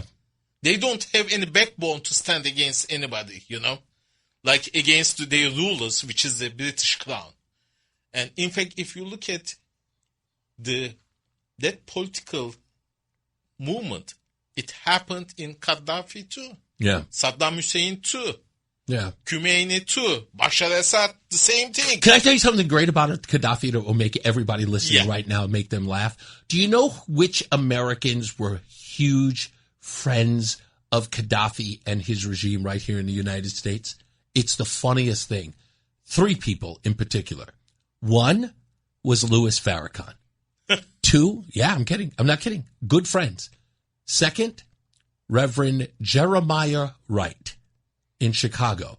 And if that name rings familiar, it's because that is the pastor of one Barack Hussein Obama, who would, in essence, be the guy who is responsible for the death of Gaddafi. Wow. Isn't that wild? It is wild. Yeah, it's incredibly. You end up here in the United States in 99. You're getting your BA. Now, when you got here, was your intention to get your MBA and then go back to Turkey? Or did that, when you got here, you saw the Islamic regime taking over and then go, I'm going back there? In fact, I had a very nice life back in Turkey. My father was making good money. He was sending, like 2 of his sons overseas to perform their MBAs. Yeah. My other little brother was going to the private university at the same time. He was taken care of, and he was we were living very comfortably. Yeah. It's like the fact that you were in Turkey and your father's paying for the education of 3 children in the United States. Yeah. That's that's a hefty fine. And then, everything was going fine, and I had a good network back in Turkey. Mm-hmm. I was thinking about going back, have a life, but when I saw these Islamist socialists, I said, I am not going back there. Because, either I have to comply with them, or I will be basically, punished by them. Yeah, or killed. The punishment, yes. Or punishment is not only, physical harm. It is psychological harm too. Right. Here, now I am running because I see the same things happening here. But there's nowhere else to go. Besides United States, is there any country left? This is the last castle. No, wow, the last castle. Wow, I love the way you phrase that. Yeah. You're right. You said, where else can you go? Yeah. This is, in essence, the last bastion of freedom. Yes. Everywhere else, as you just pointed out, England, going that way. Germany, gone that way. So many other states have it, with the exception of Poland, by the way. Hopefully Poland will stop. Poland's working on keeping it, like, nobody's allowed in. Who would have thought Poland would have been the ones? But they are the ones who are stopping it. It's like, I don't care if you call us bigots. Yes. We're not letting them in. In fact, my wife is Polish-American. That's right. And she suffered from communism, socialism the most. In fact, when she was born, her father decides to come to the United States as a refugee. Mm-hmm. And then communist government doesn't give passport to my wife as a baby. And her mother couldn't leave because of the baby. Wow. And the father couldn't go back because if he goes back to the communist Poland at that time, he would get arrested and put into jail. Yeah. And that's an indefinite sentence. Yes. And he makes a new life here. When she becomes 18, he sponsors her, brings her here. In the meantime, his second wife passes away from cancer. Oh, man. But he never forgets his first love and wife. He goes back and marries his first wife again. But in the meantime, for more than 20 years, a family was destroyed. He had to live in exile, so to speak. Yeah. And, it is sad. Having it said, people don't understand that, government doesn't tell us what to do. We tell the people what to do. In the United States, our constitution is the only constitution where we, the people, tell the government what to do. That's right. Not vice versa. Yeah. But when you look at other countries' constitutions, they tell the people what to do. I think it's amazing. Yeah, I watched this one special, Sal, where the commentator was breaking down all of the constitutions of the world. Yes. What I found fascinating in this dissertation, if you will, was him breaking down how many times their constitutions across the globe had changed within, like, either a generation or years. Like, they've altered their constitutions based upon whoever the ruler was. Yeah. And was talking, the reason why he was making this comparison was talking about how the Constitution in the United States, in essence, what we had to go through in order to alter it, to add amendments to it. We, in essence, had to go through a very lengthy process to do it, which makes our Constitution so unique. And as I try to tell young people all the time, we have so many people in minority communities, as you know, who often say, that Constitution was written for the white man. That wasn't written for me. And I go, dude, that contract is about protecting you from the government, man. Like, if you don't recognize that, you know nothing about the Constitution. I push that to these young people all the time. That document is for you, not against you. In fact, Reese, I look at it, Connecticut has been run by Democrats for 15 years. Yeah. Am I right or wrong? I think it's even longer. Yeah, 15 years, officially. Yeah. Malloy and Ned Lamont. Yeah. Why didn't we solve the education problem in 15 years? Whew, hold on. Don't go anywhere. Listen, I thank you for telling me all of this. We're going to get into your campaign, but I just want people to tell you, it's such a beautiful story, but I want people to get to know you. When we come back, we'll talk more about your campaign and exactly how you arrived in this position. Stand by. More news, more views. Sal is here. We'll continue to talk to him. Mark Christopher's back. He's in the BPS Lawyers Traffic Center. Hey, Mark. Stay locked in. Reese on the radio is on WTIC News Talk 1080. All right, just so everybody knows, we're still here with Sal Simsek, who is running in the 26th district here in Connecticut. We'll continue our conversation with him. He is going to tell us all about what his campaign is about and what he's doing and how you can help him out win his seat. And we've also got Jendayi Scott, who is going to be our guest at 5 o'clock, so stand by for her. She's going to be a great interview as well, and I'm loving this conversation we're having with Sal. We'll get into that. Now, I want to take this moment because we used to do a bit at 5 o'clock called Hollywood News, and I really, really love movies. But it is very rare that I say what I'm about to say. So I'm going to say it sort of kind of give you the long form. So my ex-wife, Claudia, as well as my ex-wife, Mary, and my current wife, Rozan, are known to cry at anything. Hallmark commercials, puppy videos, and all that stuff. And the other thing that they will cry during, which has always baffled me, are movie trailers. And I used to make fun of those women until now. I watched the trailer today, and I got so emotional. And Sal, by the way, you'll appreciate this, so you should see this trailer as well. This movie trailer, I watched it, and I was screaming for Rozan in the house. Rozan, come here, you have to see this! And we watched it, and both of us welled up. And I have to say right now that Sylvester Stallone is probably one of my most favorite people in the world. The story of his life and how he put together the movie Rocky is now in a major motion picture called I Play Rocky. You have to see this trailer. You just have to. And the guy who's playing him does the Sylvester Stallone accent beautifully. And I'm talking about gravelly. Like, I listened to this guy, and even Rozan said, is that his son? I don't know who this actor is. I've never seen him before. But you have to see this trailer. Everyone is talking about it online for the right reasons. Like everything in this, I have to see the movie. I'm seeing it in the theaters. You've heard the story 1,000 times on how this movie was made. I just never thought that they would make a motion picture about a motion picture. And I'm so excited to see this movie. Please, whatever you do, go see the trailer. I promise you, you will go see the film. It's called I Play Rocky. Find it anywhere it's online. Everyone is posting about it. Just going, what? Like, I don't even know what to do. Of course, you know how the story ends, but you still want to see it. And it is rare that I see a trailer that makes me jump up and go, I got to go to that film. It's been a long time since I felt that way. So go check it out. I'm going to post it on my page just after this break, but you have to see it. Mark Christopher's back. He is in the BPS Lawyers Traffic Center. Mark, do you ever hear the story about how he got Rocky made? No. Oh, my goodness. Sylvester Stallone, just his story, and I can tell you this because everybody knows.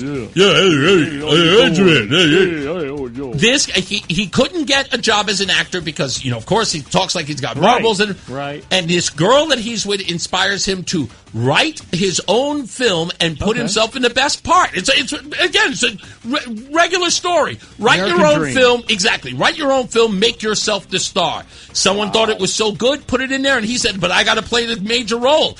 And they wouldn't do it, and it breaks down that whole thing on how he got the film made. And man, just watch the trailer, and you'll say, I may have to watch this because I know you're not a movie guy. No. But watch the trailer, and I think something will it does something. It pulls at you and makes you go, I may have to watch this, even if it's at home. It's something you're almost inspired to watch. All right, we'll check that out. Got it. Boy, that guy made his career, that movie. That's he sure amazing. did. He's iconic. The American dream Indeed. coming true again. It's Reese on the radio on News Talk 1080 WTIC. Okay, back with Sal Simsek. Thank you for hanging out, Sal, for the long breaks during 4 o'clock. It gives me an opportunity to hang and do all this other stuff. You are been a member of your community here in Connecticut for 25 years. What part of town is that? New Britain. I have been living in New Britain for 25 years. Yeah. So you say New Britain better than everybody else says. Oh, yeah. I noticed that you don't really have a Turkish accent. No. You have a very German accent. In fact, my education was when I was growing up, since I was 12 years old. It was in British English. Oh. Then I learned some German too. Ich habe nicht gesprochen Deutsch über 26 Jahre. Yeah. Then also I got married to my Polish-American wife. Uh-huh. And I got her accent too. So, okay, so you just started adopting accents no matter where you went. I didn't know this, but apparently there is. I mean, you're the head of the Turkish-American, what is it called? The Association. Basically, okay. I am, one of the founding members. Okay. And, our organization follows the principles of Atatürk, who's the founder of modern Turkey after the Ottoman Empire. Right. And we have a nice, community. In fact, there are lots of Turks who believe in the principles of secular democracy. Right. Here, it is not like French secularism. Don't say that it is godless. It is with God.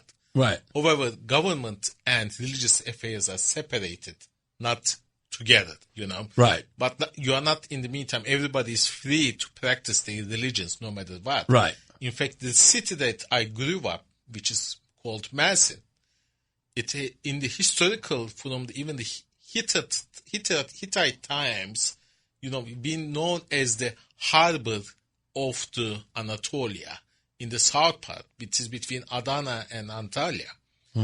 Even our graveyards, the Christians, Muslims, and Jewish are buried together. Together, wow. Not even sections next to each other. Wow. Okay. And I grew up in that culture. I didn't know what discrimination was because that didn't exist. Yeah, it is something that has to be taught. So your story, your wife's story, this has kind of been the inspiration as to why you decided to run. And is this your first, second, third? How many times have you run? No, it's my first time. I have been active on the federal side. Right. Since 2016, I belong to the organization called American Midis Coalition for Democracy. Right. And I have the honor of directly working with all the leaders from the Middle East, and especially with Professor Walid Faras and Ken Timmerman. And, now I am doing monthly meetings. From these monthly meetings, we send a 2-page report to President Trump. President Trump has a rule, 2 pages, nothing more. Nothing more. And he reads that, and if he needs more information, he comes back. But he says that if you cannot say it within 2 pages, don't bother me. I like that because, again, he's a busy man who needs a 9-page report. And then, in this election, my wife wanted me to run, especially. Then I looked at myself and said, if I don't take care of home, how can I take care of the neighborhood? Right. Let's take care of the home first. Okay. And so you end up running, and you have been doing this so far. You've been meeting with your community members. You've been out campaigning. Yeah. I had this conversation with Luke Bronin yesterday. That is a lot of attention has been given to it. And I know that you understand the tenets of being a representative. Yes. The objective is to do their bidding. Yeah. That's what you go on the campaign trail for. Yes. Tell me what your community, New Britain and around, what are they asking for? What do you get from them? In fact, it was interesting. By the way, I got approved for my CEP funding today. Okay, all right. Hey, congrats. In fact, and I did this by old school. I didn't do a fundraiser. I didn't do events. What I did was networking, reaching out to the community, and door knocking. Okay. In fact, lots of residents told me that I was the first Republican who knocked their doors in 25 years. Wow. And they were obviously impressed by that. In fact, I will tell you something. I have one neighbor. She's a very Obama Democrat. she came to my home, knocked my door to give me a signature. Wow. Really? Yes. So you've really sort of enveloped yourself in the community. People know you. You're very active. Yeah. Do you? And I don't mean to say this dismissively, but you know, you're really confident in this race because, in essence, this is not a one-off for you. You are so involved in the community and the enrichment of your community. People know who you are, and your integrity obviously pulls some weight in and around that community. But when you meet with these people, what are they concerned about? Is it taxes? Is it affordability? Is it Democrat rule? Things like that everyone talks about. Is the usual rudimentary stuff? Fact, besides ideology, let's focus on the reality. Yes. Okay. In fact, 84% of Connecticut residents find Connecticut unaffordable right now. Right. And 40% of them plan to move out of Connecticut within 5 years. That's right. Having it said, when I met with the people, of course there's some ideology issues, but mainly people are tired of 15 years of Democrat rule, which nearly bankrupt the state. And this doesn't matter what ideological platform. It's like everything that they're saying is in essence the same thing. It's been the same people who have been in charge, and it's only gotten more difficult for them to survive here. Yes, exactly. If we look at Connecticut financial health, I'm a financial guy. Connecticut's debt obligations are $85 billion, and annual spending is $27 billion. Basically, if your debt obligation is more than your GDP, you are bankrupt. We are in bankruptcy. And, hey, you can sustain this if you grow. But we are not growing. We are shrinking. In New Britain, they're arguing that, it's funny because I'm watching this governor talk about how the state is growing and how well it's doing. He's talking about CNBC reports as if like CNBC in New York knows talk about no ground reporting on this. Can I play this? Let me play this for you because this I thought was interesting. Lamont talking about small business. Here it is. One of the big comments that comes out of Republicans, whether it's in the legislature or potentially Ryan Fazio challenging you for governor, is that the business climate in Connecticut is not where it should be, that it's too tough for small businesses. You've been outspoken about ending corporate welfare and saying that, that was something that concerns you, but at the same time being out with small businesses. So how do you talk to the business community on why you should be there for another term? Now, I got to stop him here. And the reason why I got to stop him is, and you know this better than anyone, how does small business feel about doing business here with Ned Lamont? In fact, we are the least business friendly, one of the least ones. We are ranked as 40s, on the business friendliness. Yeah. And I will respond to him this. In New Britain, why did Stanley Works leave New Britain this year in 2026? Why did Guidas leave New Britain this year? Yeah. It's two big employers. I'm not even going to the Macy's and other businesses. Duracell, Lego, and all of those people. Why did they leave? Yeah, and it's a great. But that's what I was saying, dude. You lost Lego. When I go to the mall, the Lego line is down the block. Yeah, you can't lose it. That company's not losing money. No. You've got to be not business friendly to lose a business like Lego that does gangbusters every year. There's examples for a businessman. I will tell you. As a business, what do you look? Taxes. Yep. Regulations. Mm-hmm.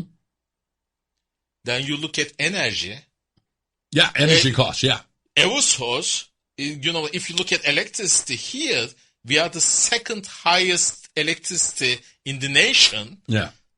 Today, they wanted another 18% increase. Yeah. But they wanted to keep their 300-page confidential. 300-page proposal confidential. Hold on. I want you, after giving that answer, I want you to hear Ned Lamont's answer about small business. CNBC today came up with their best states to do business. We went from 35th to about 23rd as of today.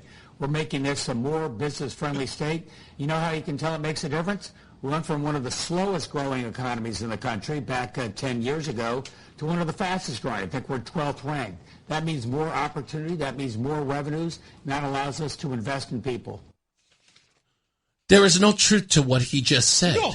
In fact, I'm positive that I had it here. I was looking at this CNN, a CNBC report that he cited, and I know I had the paperwork here, so forgive me for a second, which in essence said that the metrics that CNBC used didn't take into account the things you just mentioned, regulations and energy costs. I mean, immediately, 100% omitted the things that are not keeping businesses here. And it was the most insane thing. I went, CNBC, it's like, whatever. He's citing something in such a flawed account.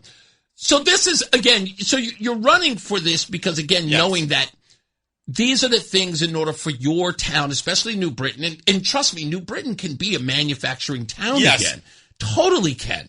We have in New Britain infrastructure, logistics, and it is at the intersection of all the highways. Yeah. We have everything, but businesses are leaving because of these things. And, that's the reality. And also, people suffer from public safety too. I will give you an example. New Britain's population, 76,000 people.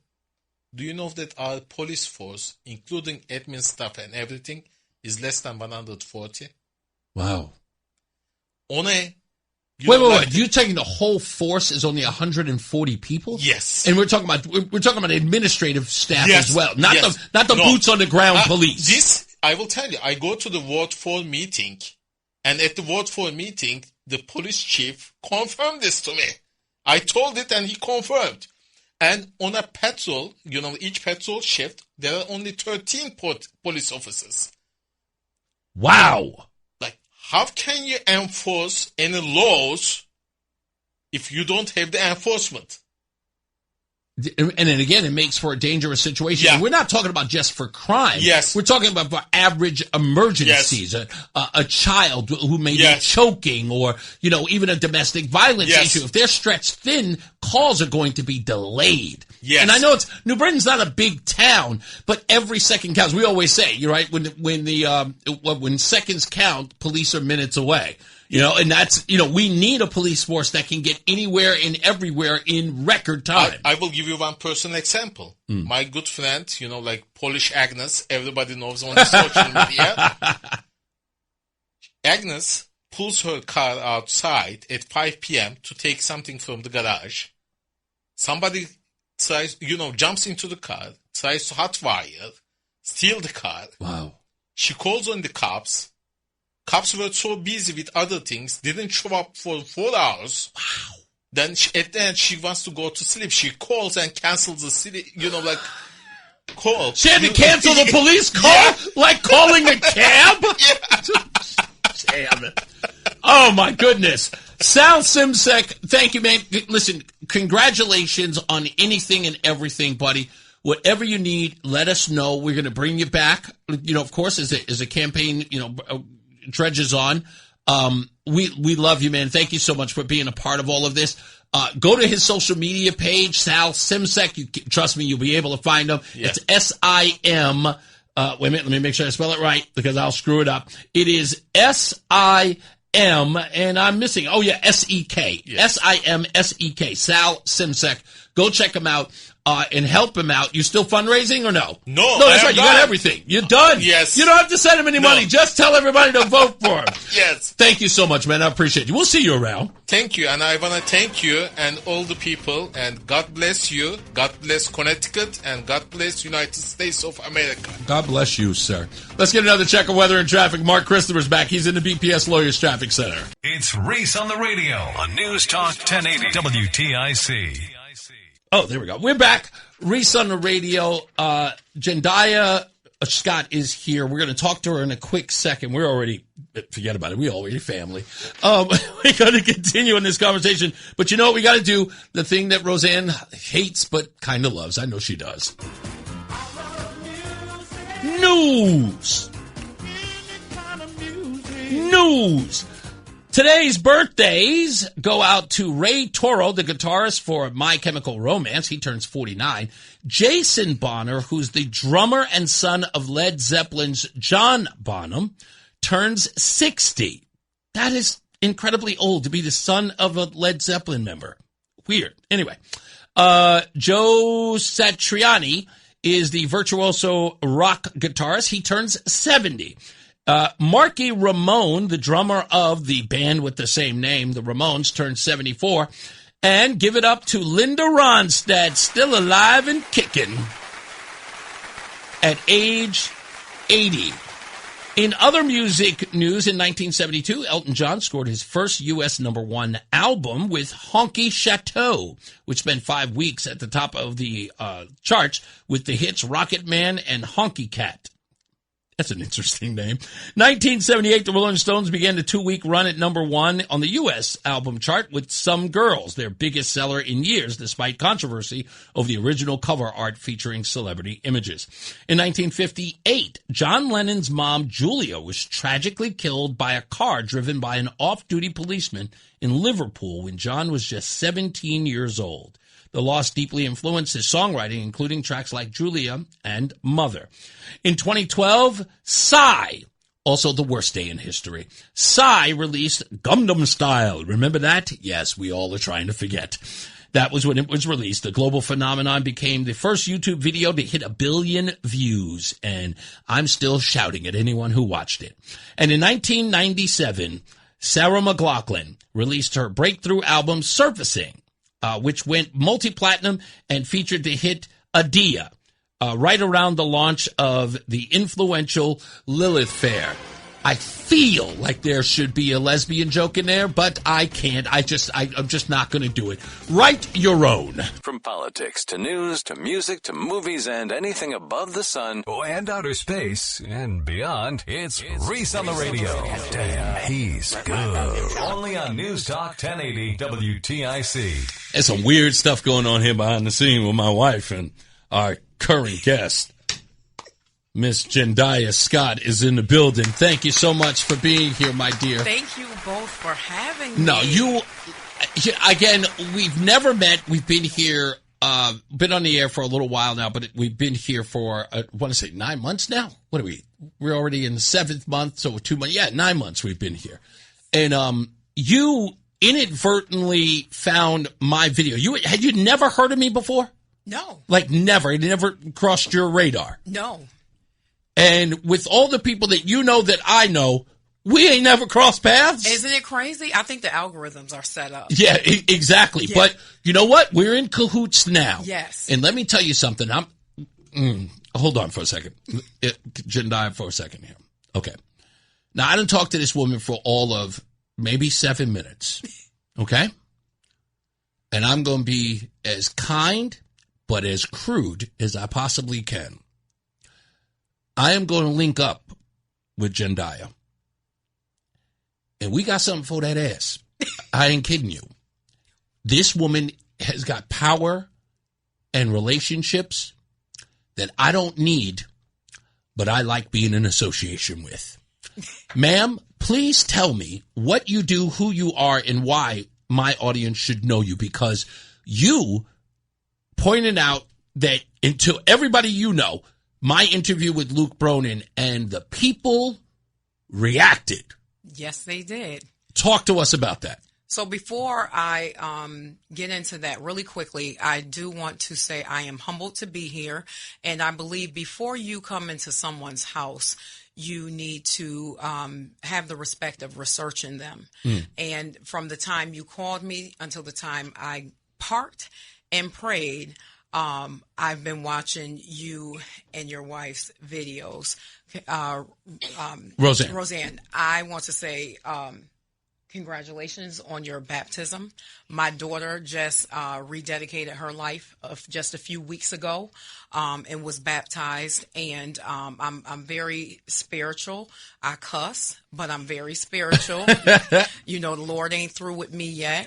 And I just, after watching your video and even your caption in the video of you talking about wanting to share something very intimate and private with everybody because it's very special. Right. But I wanted to share that the song that came to me immediately was Bishop Paul Morton, For Your Glory. When you told your story. And so I know God has great things for your life and mine, and even bigger things for us together now that we've found out we were family in the hallway. So my name is Jendayi Scott, known as the Angel of Edgewood. I started a nonprofit organization 6 years ago at the height of the pandemic. My work and the way our work has elevated is because of the work that I've done in the community my entire life.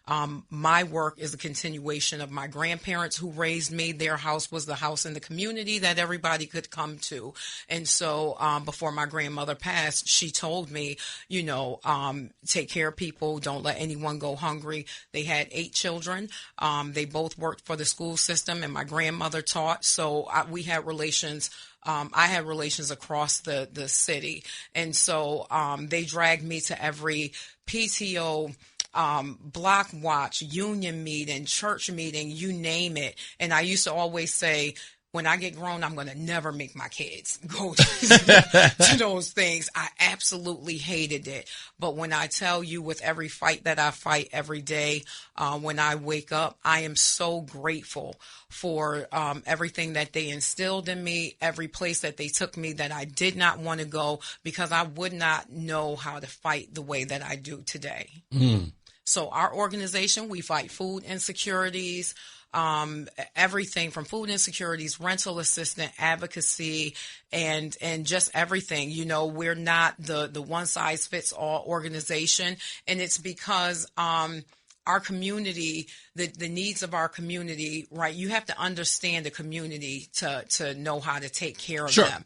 And anybody just can't walk in and take care of our community. You got to see them as people, not as a group. Yes, you have to see them as people, but you also have to know how to peel back the layers. Right. But more than anything, just as a nonprofit leader, just the same as an elected official, which a lot of them in Hartford don't understand, you are a public servant. And so when people thank me for the food that I give them and everything that I do, I stop them, cut them off, and I tell them, no.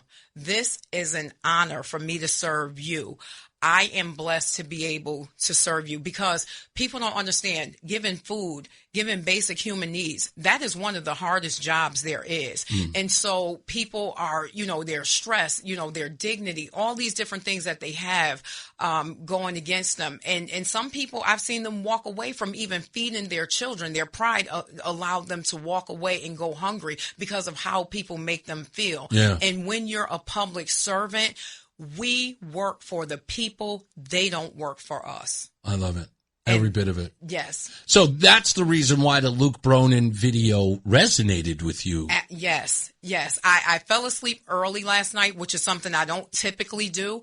And when I got up this morning at like 5:30, I opened my app, and it was the first thing up. And I said, what is this? And I hit play, and I was just like, and I slid the slider back, and I started over again. And I'm just like, who is this man? Like, these are the questions that need to be asked. Like, I need to know him. And then when I got Mike's inbox, I was just like, are you kidding me? It was nobody but God. Everything happens in God's timing, even when I'm cussing. So you end up sharing this. You tag me in it, and you know, in essence, you sort of thank me for posting this and asking this question. Yes. Which again, this is one of the things I talk about, especially with the inner city. I know a lot of people in the inner city do not listen to my program. They do not know I am. I'm a black conservative. I'm immediately out of sorts. I'm 180 degrees out of phase. Me must not like black people. Yeah. Whatever. I go through that all the time. But what I keep saying, and I know that it can be a little crass, but I don't care. Right. I am who I am. I tell them, I'm Reese on the radio. I'm here to free the slaves. That part. Okay? It's just my job. Because Harriet freed me. And a lot of these people I deal with on a daily basis, Harriet would have left them. Yeah. Yeah. Right. Yeah, because some people didn't want to. I'm just keeping it some real. People didn't want to go. No. Some people didn't want to go. And that as well. So I'm trying to get them. It's like, look, I know there's going to be resistance. I know you're going to say it's like you're the exception to the rule. I said it doesn't have to be that way. Right. You just have to take the risk, and you have to get out. It's not a permission culture. You don't have to wait for your friends to give you permission. You have to give yourself permission. But it's a permission culture in Hartford. Right. Yes, very much so. Yes. But that's what I'm saying. It's like it doesn't have to be. You have to give yourself permission to do something different. Because I would say repeating, what's the old line about insanity? Repeating the same thing over and over again, expecting different results. Is insane. Yeah. So when you posted that, and then what really intrigued me was, thank you, by the way, which was beautiful that what you wrote, and it had more to do with your community than it did with me, because I was just at the bottom. It was like, thank you, Reese, for placing, but you were talking to your community. Yes. This is the reason why you need to ask these questions. This is why you need to vote your conscience and not about people who say they're going to do this and that and taking photo ops. This is about your community and people working for you. And then I read the comments. And I see the comments, and these are people from the inner city, and they are speaking in a language I'm very familiar with. It's very hip-hop vernacular. Yes. One of my favorite ones was, I always thought Ronan was for the people. He got me effed up. That's my girl. That's my girl, Tamara. Yeah, Tamara. Yes. Thank you, Tamara, by the way. So when I read that, I said, wait a minute, this isn't my usual crowd. No. This is people in Hartford. I started reading more, and it was the same thing over and over again. Yes. And I said, okay, clearly this woman has an influence in this area. For her to notice me and what I was doing, I got to reach out. I was so happy to get you as fast as I did. Again, look at God. Yeah, look at God. And you expressed to me that when you shared it, people were like, what were they more responsive to? So you saw the comments. Yes. You didn't see my inbox. I think the biggest response was to him not being able to answer your questions. Mm-hmm. And so typically, in media and people, who are in positions like Luke and other elected officials, they gravitate to people who are going to put them in a position to answer questions the way they want to answer them. Yeah. And you challenge the status quo. And so in our community, unfortunately, a lot of times when you ask folks in our community, what's the difference between the Democrat and the Republican? They'll say one wants us to have food stamps, the other ones don't.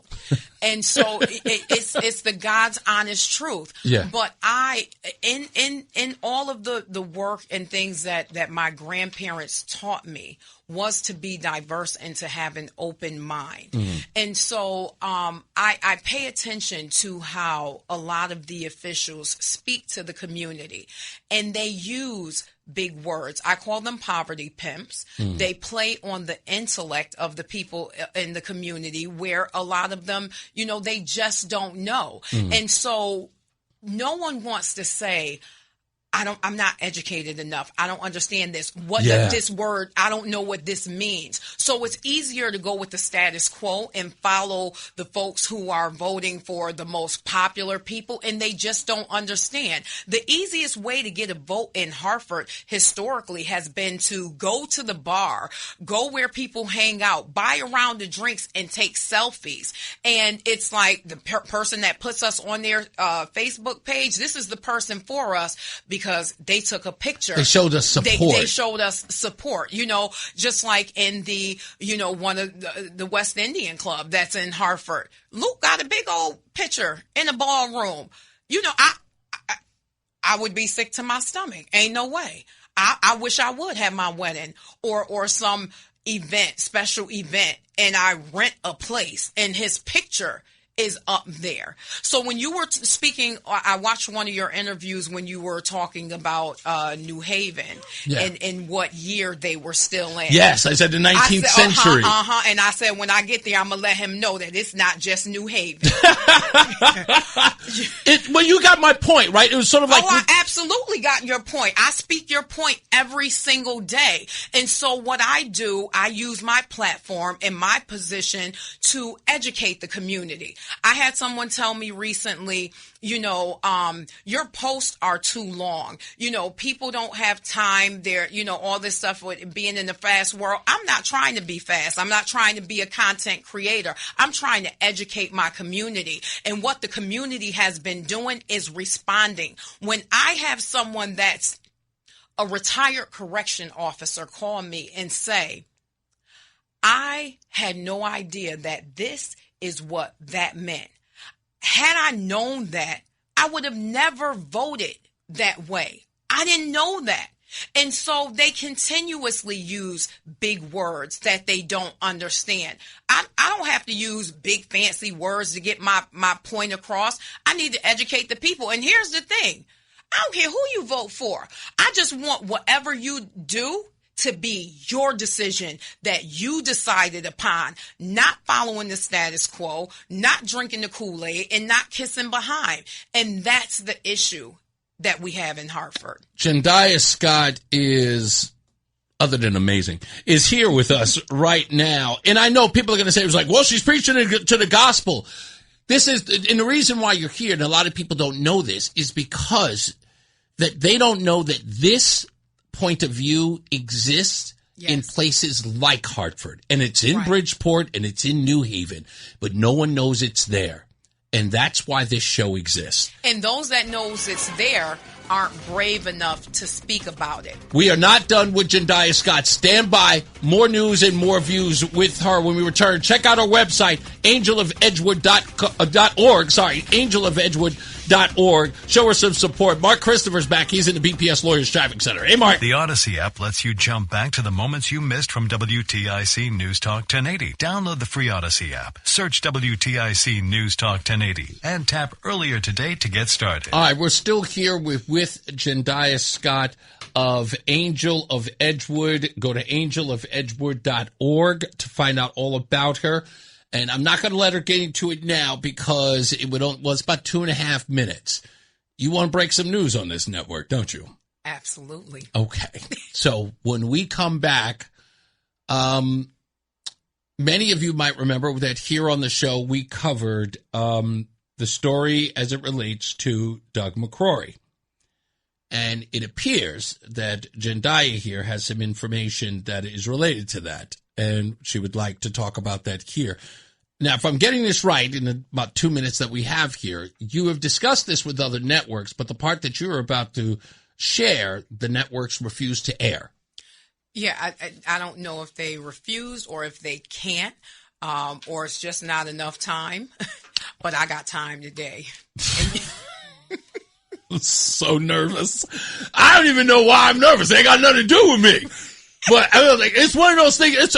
I'll tell you this. When Luke Bronin was saying the whole thing about, I'm not a representative of those people, the whole time I'm sitting there going, oh my God, you dude. Are. I'm sitting there going, dude. You absolutely are. Cut the crap. No, but for him, I was going, dude, what are you doing? It's like, don't mess this up for you. Right. You have no idea the impact of your statement. Right. I felt bad. When people started going nuts about it online, I was sitting there going, I promise you, him and everybody else know Agent Conklin very well. Ooh. Cut it. Okay. I'm not the one to play with. Oh, okay. This is going to be serious. Mark from West Hartford, make sure you turn your radio up. Mark from West Hartford, Mark Walsh, he's all over this story, and boy, he's not a fan of Homeboy. Oh, wow. So, Mark hasn't been following me? Mark's going to follow you today. What you're talking about. Everybody's going to be following you today.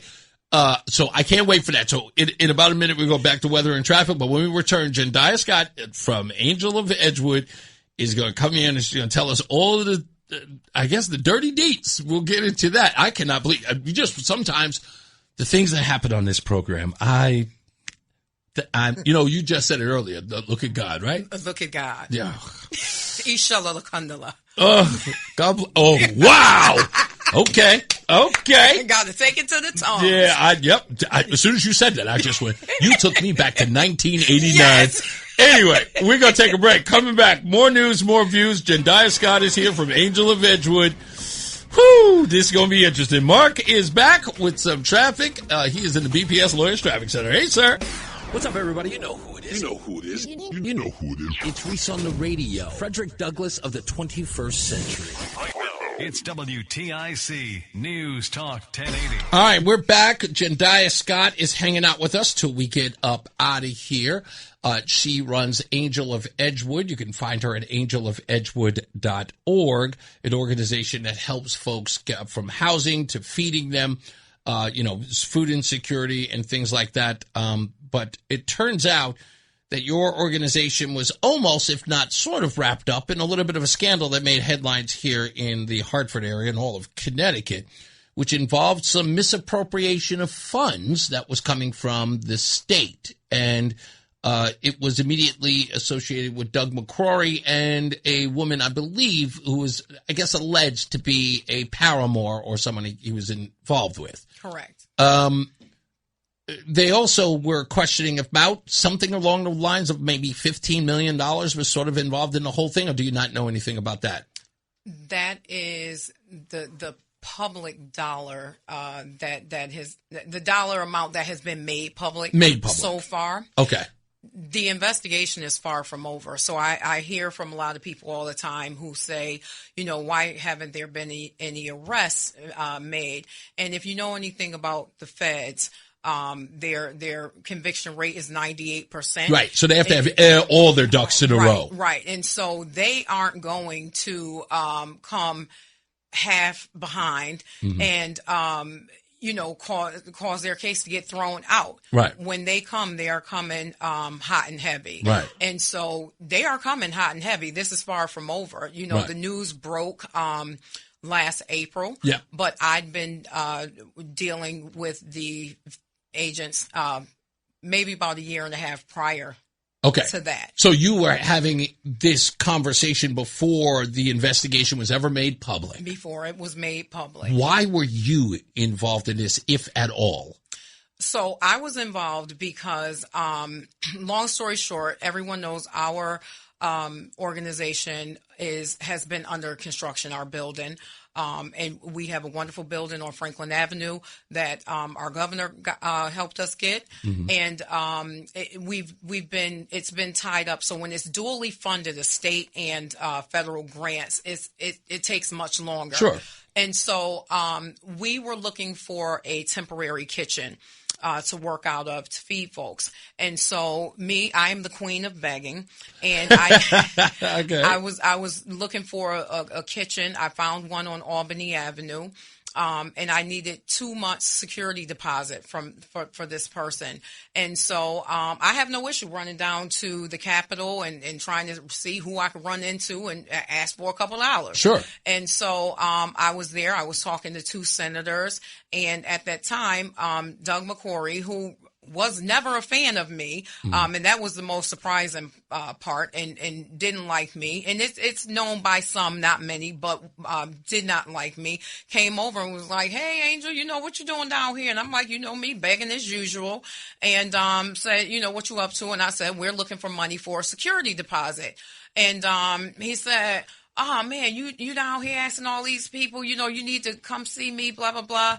And he said, "Come on in my office and talk to me. Meet me over there in my office." I don't know where your office is because you the only legislator in here that don't like me, so I don't know where your office is. So I go over, and my director at the time, we were together, and we went in, and he asked what we needed. I said, "We need $10,000 for the security deposit." And he said, "No problem, hang on." And he picked up the phone and he called Vicki Gallen-Clark from Blue Hills Civic Association. And he says, "Hey, Vicki." And she says, "Hey, Senator." And he says, "How much we got in those 2 accounts?" And when she got ready to say the amount, he picked the phone up. And then he said, "And what about the other one?" And she must have said whatever. And so he said, "We're going to help the angel out." He said, "We're going to give her the money." Now, Blue Hills is a community organization like us. So when I'm looking for money, I would never think to you go would be to from them Peter to Paul. Well, all of us are competing for the same dollar. Right. So they're not a funder. Right. So that's not their capacity at all. Right. So that was new to me. So my thing was just like, oh, okay, that's it. And so he said, yeah. So I went over to his desk. He said, give Vicky your routing and account number. And I did. And so he said, it'll be in your account right away. That is exactly how it happened. He said, come on, take a picture. I took a picture. We took a selfie together, posted it online. And he told me what to make the caption. He said, make sure you put Senator McCrory does it again. Fast forward, right? So he also told me that look out in a couple days, you're going to get some documents from our attorney that you have to sign. Few days later, I got the documents, and I'm not a lawyer, but I play one on TV. And when I read the documents, it threw me off because it was a MOU for a program. This was a one-time security deposit. This was not a program. Also, the name, where Department of Economic Development was in there threw me off. So the state does not need Blue Hill Civic Association to write anything on their behalf. Because most people in the community, they're nonprofits, they go through these legislators. I've worked in nonprofits for many years, so I know what to do. And the one thing I do know is DECD does not distribute anything in black and white. DECD has a strict rule about their contracts and paperwork being printed in color. They would never send anything black and white. So I sent this over to our attorney and I said, I don't feel comfortable signing this. After he looked at it and our board members looked at it, they said, yeah, don't sign that. I never signed it. A week later, I was at Bristol Hospital with my daughter. I get this call and I said, hello. And the number was really weird. I almost didn't answer it. Right. I thought it was like a spam or something. Mm-hmm. It was the feds. And they started asking me these questions and they said, can we meet you? They came to Bristol Hospital, scared the crap out of me. And, but I met, I didn't have anything. Right. You're just like, okay, maybe it's just something else. Right. And so, they said, do you have anybody to stay with your daughter or whatever? My son was working at the hospital at the time. And I said, sure. I met with them. We began, talking and they said, they're here on special assignment. They're out of New Jersey. And that they were investigating. And throughout these investigations, my name came up. So fast forward, so they started naming all these different things. Now, I'm like, oh, okay. Well, let me tell you.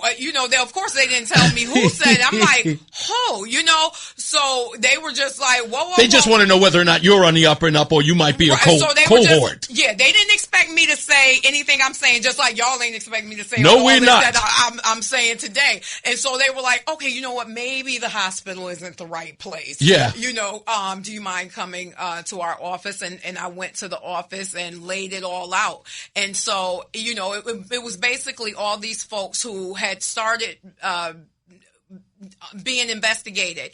And what they tried to do was just, throw me under the bus. So they're like, oh, she's in cahoots and in the bed with all these politicians. She's getting all these grants and money, blah, blah, blah. So they started asking me about the $709,000 congressional dollars and $800,000 and all these different things. And I was just like, well,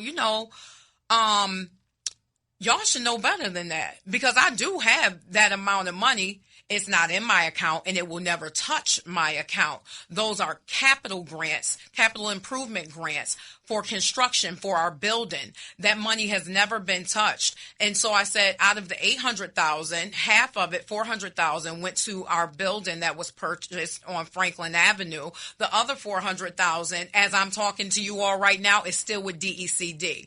The $709,000 is still with HUD, with the federal HUD, because it takes so long to draw that money down. And it's on a reimbursement system. You have to, submit invoices and all these different things. Right. So I'm like, I don't know who told you that.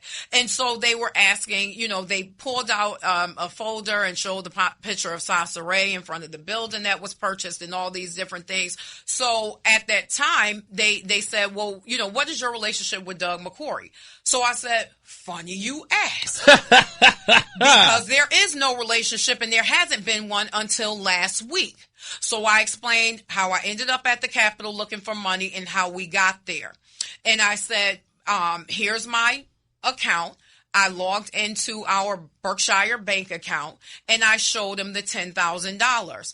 I said, the reason that the $10,000 is still here in my account is because the landlord that we were going to get this space from decided to go with someone else that was going to pay them more money. Right. And so I actually called Vicki Gallen Clark and I said, Vicki, we didn't get, the place. I'm going to send the money back. Do I wire it back? Do you want to check? Is there a process, right? And so she said, oh, I don't know. You got to call Doug. Why I got to call Doug? Yeah. I'm sending you your money back. So I called him and he said, Angel, just hang on to it. So I left it there. So when I explained this to the agents, I said, so here's this money. What do you want me to do with it? So they looked into my account. I let them type, do whatever. They looked in the back, transit numbers, all that kind of stuff. And then I said, well, because I was just going to go to the bank, draw a check, get a cashier's check and mail it back. And then no one can tell me no. They said, no, leave it right there. We're going to sit on it. Oh, my goodness. Let's see what Dougie does. So I said, okay. Now, mind you, this was like in February going into March. Fast forward, end of June, beginning of July. Everybody knows our organization was broken into twice, back to back. And at that time, we didn't have any money. We were waiting for grant funding to come in. So I called one of the agents and said, listen, I'm in a really tough spot. Our place got broken into, all of our toys and everything for our disabled children. Like, I need a camera system. Can we ask the senator to use this money for cameras? They said, let me give you a call back. They did. They said, yes, let me know what he says. I called him. He said, yes. So at that time, I'm getting ready to go buy the cameras. He's like, nope. He puts together this big press release. So in the eye of the community, when we had that big press release in July, people thought that was the first time that we got that $10,000 that Doug McCorry came through with his superhero cape and saved the day for Angel of Edgewood. That money was never intended for cameras initially. Right. So he wanted to do a big press conference and all of these things. And so I'm just like, dude, I have people give me more money than this and tell me close my mouth, and I better not even tell nobody, that they gave us money. We want to support, but we don't need our name out there. And at the press conference at the time was only me and my husband. The senator brought Eddie Perez, Shirley, Chisholm? No. I'm teasing. Absolutely, she could never. Shirley, what's her name from City Council? Vicky Fennell, who is a sweetheart from Blue Hill Civic Association, and I think it was like one other person with them. So it was this big to do, and I'm like, come on, $10,000. So we had the Prices Right check and all that stuff, and so the security system was paid for, and so that's how we came upon this. And so when all of this stuff hit publicly, there's some other stuff that we'll talk about on part 2. Yeah, we got to do this part 2. Can you do this tomorrow? 5:00? Yep. Okay, good. Because we're literally at the end of the show. Stand by, folks. I did not know it was going to be this juicy. And I'm not going to lie. 4:00? No, we have another guest at 4:00. We got to do Peter Lamage. No, I parent. Peter Lamage, you got to come at 4:00. Okay. But it's 5:57. We got 3 minutes. No, we don't know. I need more time than that. You're just going to have to come back. Everybody, stand by. I promise you it's going to be good. I got to get up out of here. Jendayi, thank you so much. As I always say, radio is free, so we thank you for paying attention. Remember to keep JC in your hearts and in your minds. Sean Patrick, we love you and we miss you. Remember that panic is not planning, so plan your work and work your plan. Me, I'm Reese on the radio. You have a good night and a pleasant tomorrow. We'll see you back here mañana. Mark Christopher is getting me out of here because I have got to. I don't even know what to do right now, Mark.